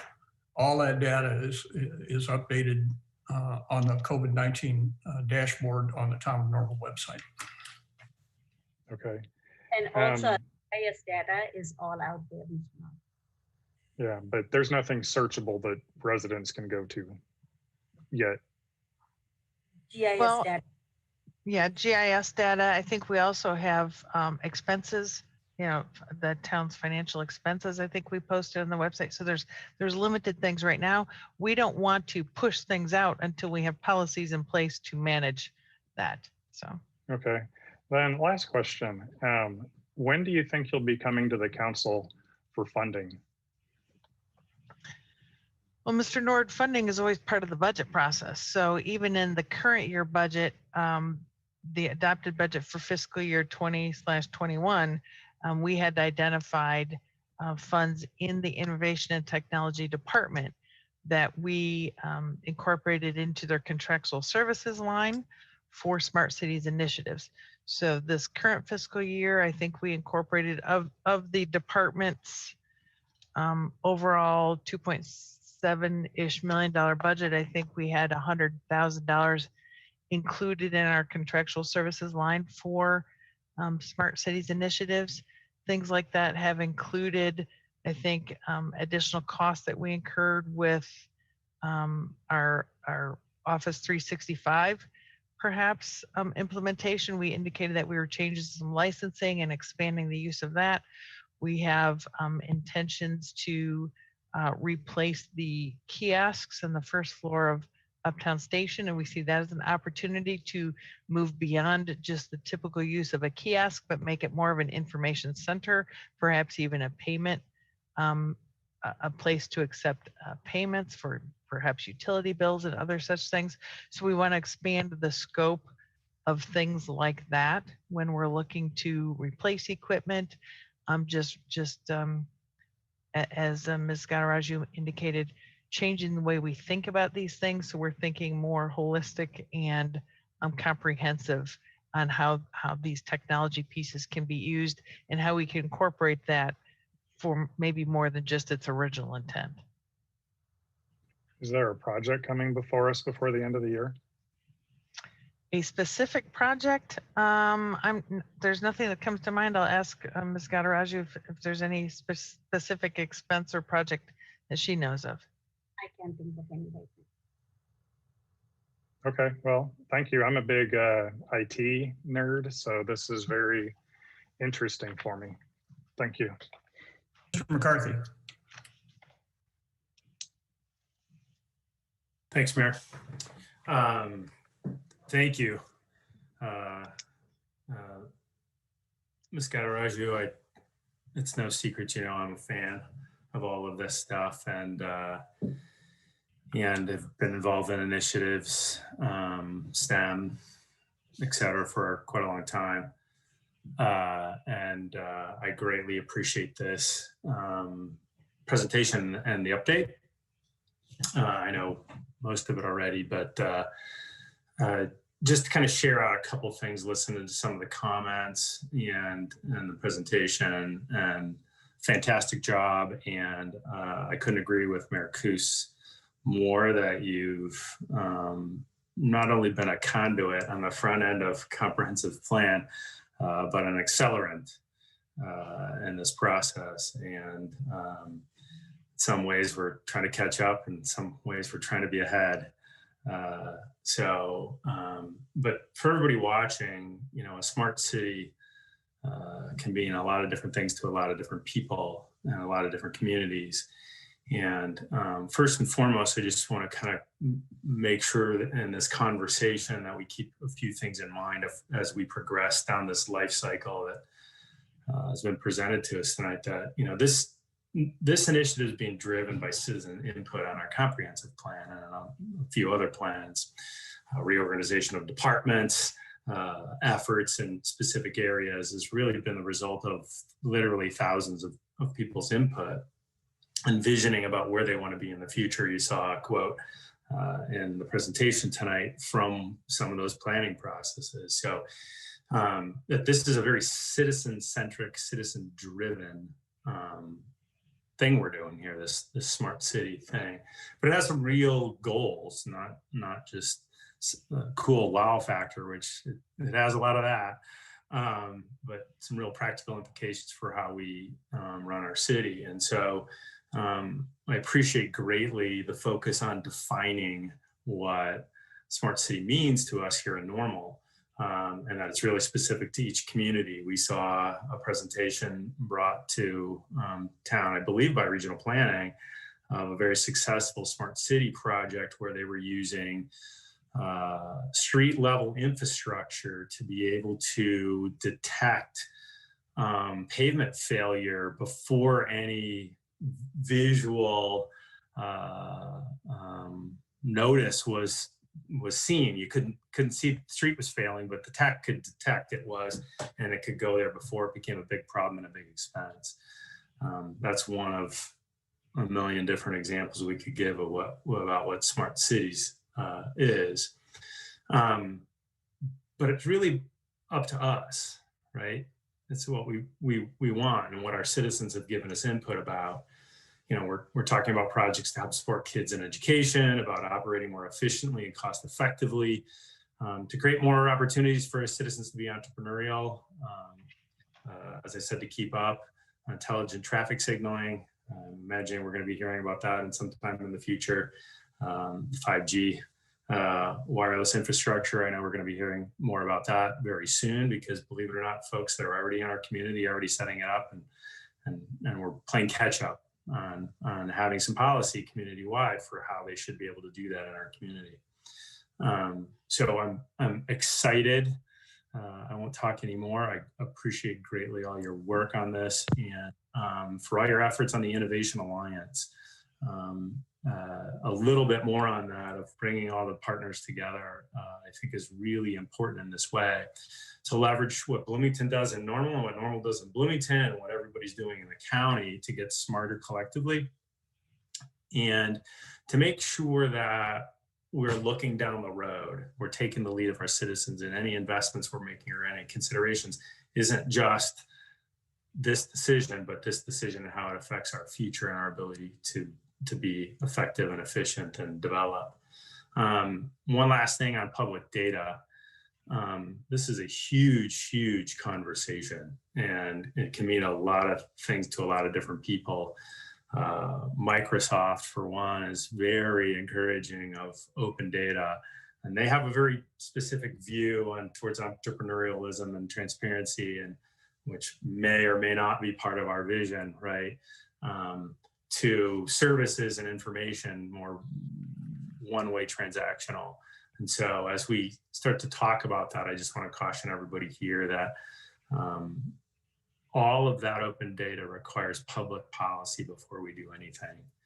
You know, we're talking about access, we're talking about security, we're talking about priority of information.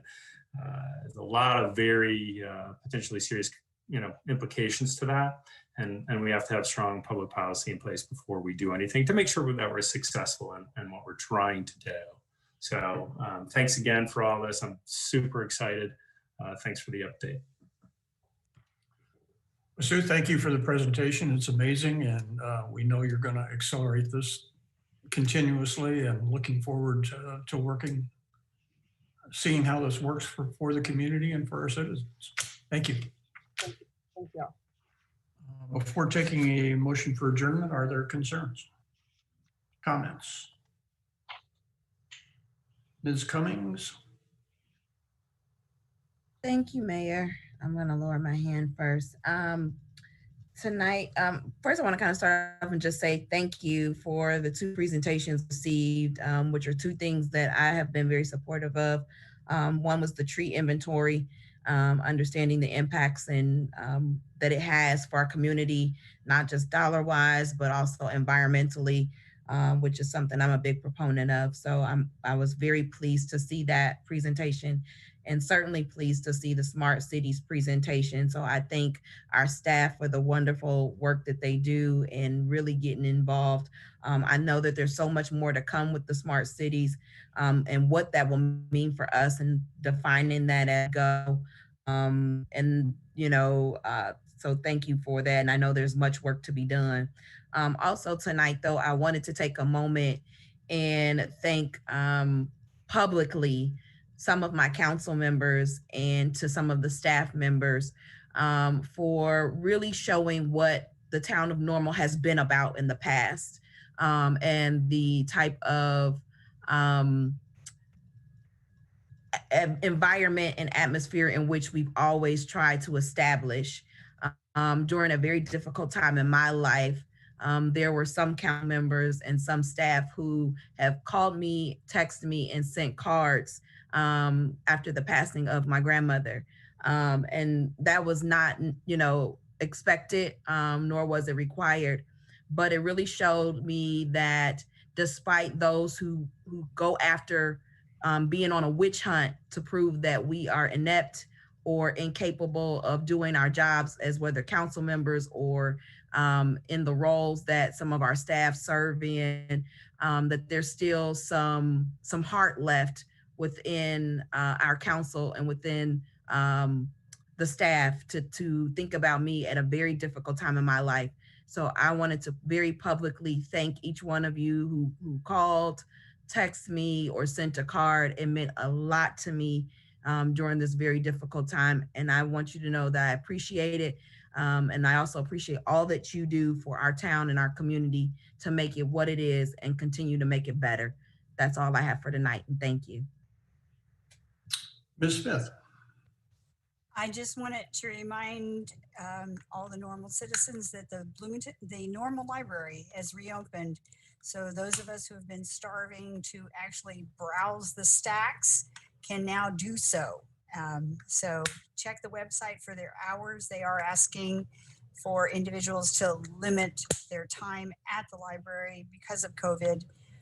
But I, for one, am relishing the prospect of just simply looking for myself, what is new out there to read. Mr. Nord?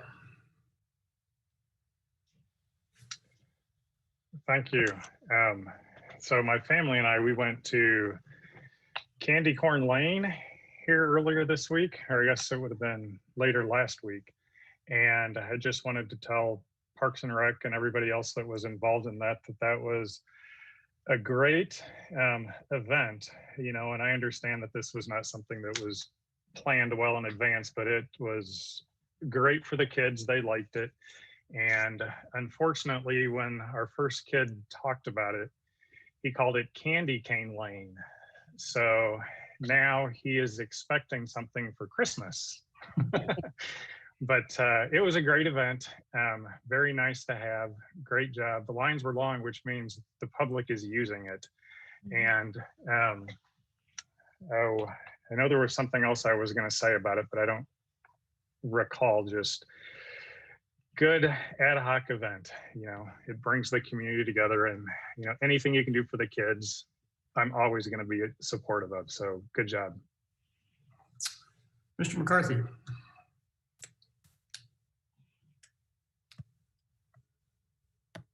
All right, there we go. Thanks, Mayor. One thing I neglected to mention during our Smart City Conference, although I think it may have been mentioned by somebody, there are some Smart City conferences coming up for those of you that were trying to get smarter about that. They're online. Some are free coming up next month.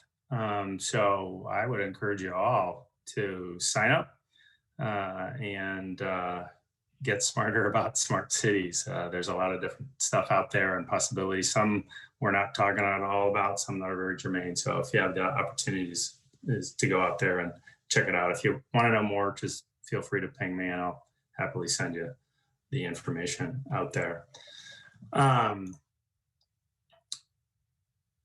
I have a couple more things that I was planning to talk about. One is a very serious one, or at least I take it very seriously. A few meetings ago in our public conversation about locomotive fuel tax, Mr. Nord suggested that town staff misappropriated funds. His statement was, and I quote, "We've been told that these taxes, whether for roads or schools or whatever it is, will go to that advertised reason. But after the fact, somehow much of that money that is collected never makes it there," end quote. That's a very serious statement. And it calls into question the conduct of professional staff and maligns their reputations without a shred of evidence or proof. During that meeting, I asked Mr. Nord to provide evidence so council can take action on that, or to retract his accusation and apologize. And as far as I'm aware, Mr. Nord's provided no evidence that staff has misappropriated funds or done anything wrong, frankly. And Mr. Nord went on to make that same accusation on social media, and again, without any evidence or proof. This is a very serious claim. You made a statement earlier about eroding public trust and acting with integrity. Suggesting staff is doing something inappropriate and possibly illegal without providing any evidence is wrong and undermines public confidence. The very confidence you spoke about earlier. Once again, I'm calling on you, Mr. Nord, to honor your role on this council and do what is right. Provide evidence of your statement or make good on clearing the professional reputations of our staff that you've maligned and publicly apologize. The second thing, which already been talked about, but I'll lend my thank you and kudos to town staff, is I've heard from 3 residents that attended the Candy Corn Lane. I always also call it Candy Cane Lane myself. But we're very appreciative of the opportunity to have something safe to do and created. They had to wait in line a little bit, but they were super excited to have something safe, an option with their kids to go up, and really appreciated that opportunity. So thanks for making that happen. Thanks for doing it on such short notice and being creative about it. And Mr. Preston. Thanks, Mayor. I will be quick. I will give a heads up to Ms. Reese that part of my only comment comes with a question for staff. But I am reminded that tonight, under normal non-COVID circumstances, would have started with an event to light the trees in Uptown with Illinois State, as this is what would have been the start of ISU's homecoming week. And obviously that those activities have all been pushed off until a new date to be determined, as I understand it, once the football schedule is finalized as well into the spring. But question then for staff is, in thinking about that, will the trees in Uptown be lit at all this year, this winter, and how do plans look for that? I would be happy to report, Mr. Preston, that the trees, in fact, will be lit. The Parks and Recreation Department began their efforts just today to start installing the lights. As you know, it takes at least a couple weeks to get the lights on all the trees. The plan is to light the trees the weekend of Uptown's Holiday Open House, which I believe is November 7 or 8. We'll confirm that date, but the trees will be lit that weekend in November. And I would add to that, Mr. Preston, I think between us all and Illinois State University, we're going to have a new hook for town gown celebrating the kickoff of homecoming, at least this year anyway. Yeah, it's amazing what those lights, the energy that they bring to Uptown. It's I saw a bunch of heads nodding and cheering, on mute cheering, Ms. Reese, when you said that, yes, they would be lit. That's all I got. Thanks. Thank you. Motion for adjournment. So moved. Second. An enthusiastic adjourning council tonight. Call the roll. Ms. Smith, Aye. Mrs. Lorenz, Aye. Mr. Preston, Aye. Mr. McCarthy, Aye. Ms. Cummings, Aye. Mr. Nord, Aye. Mayor Kus. Aye, we are adjourned. Thank you.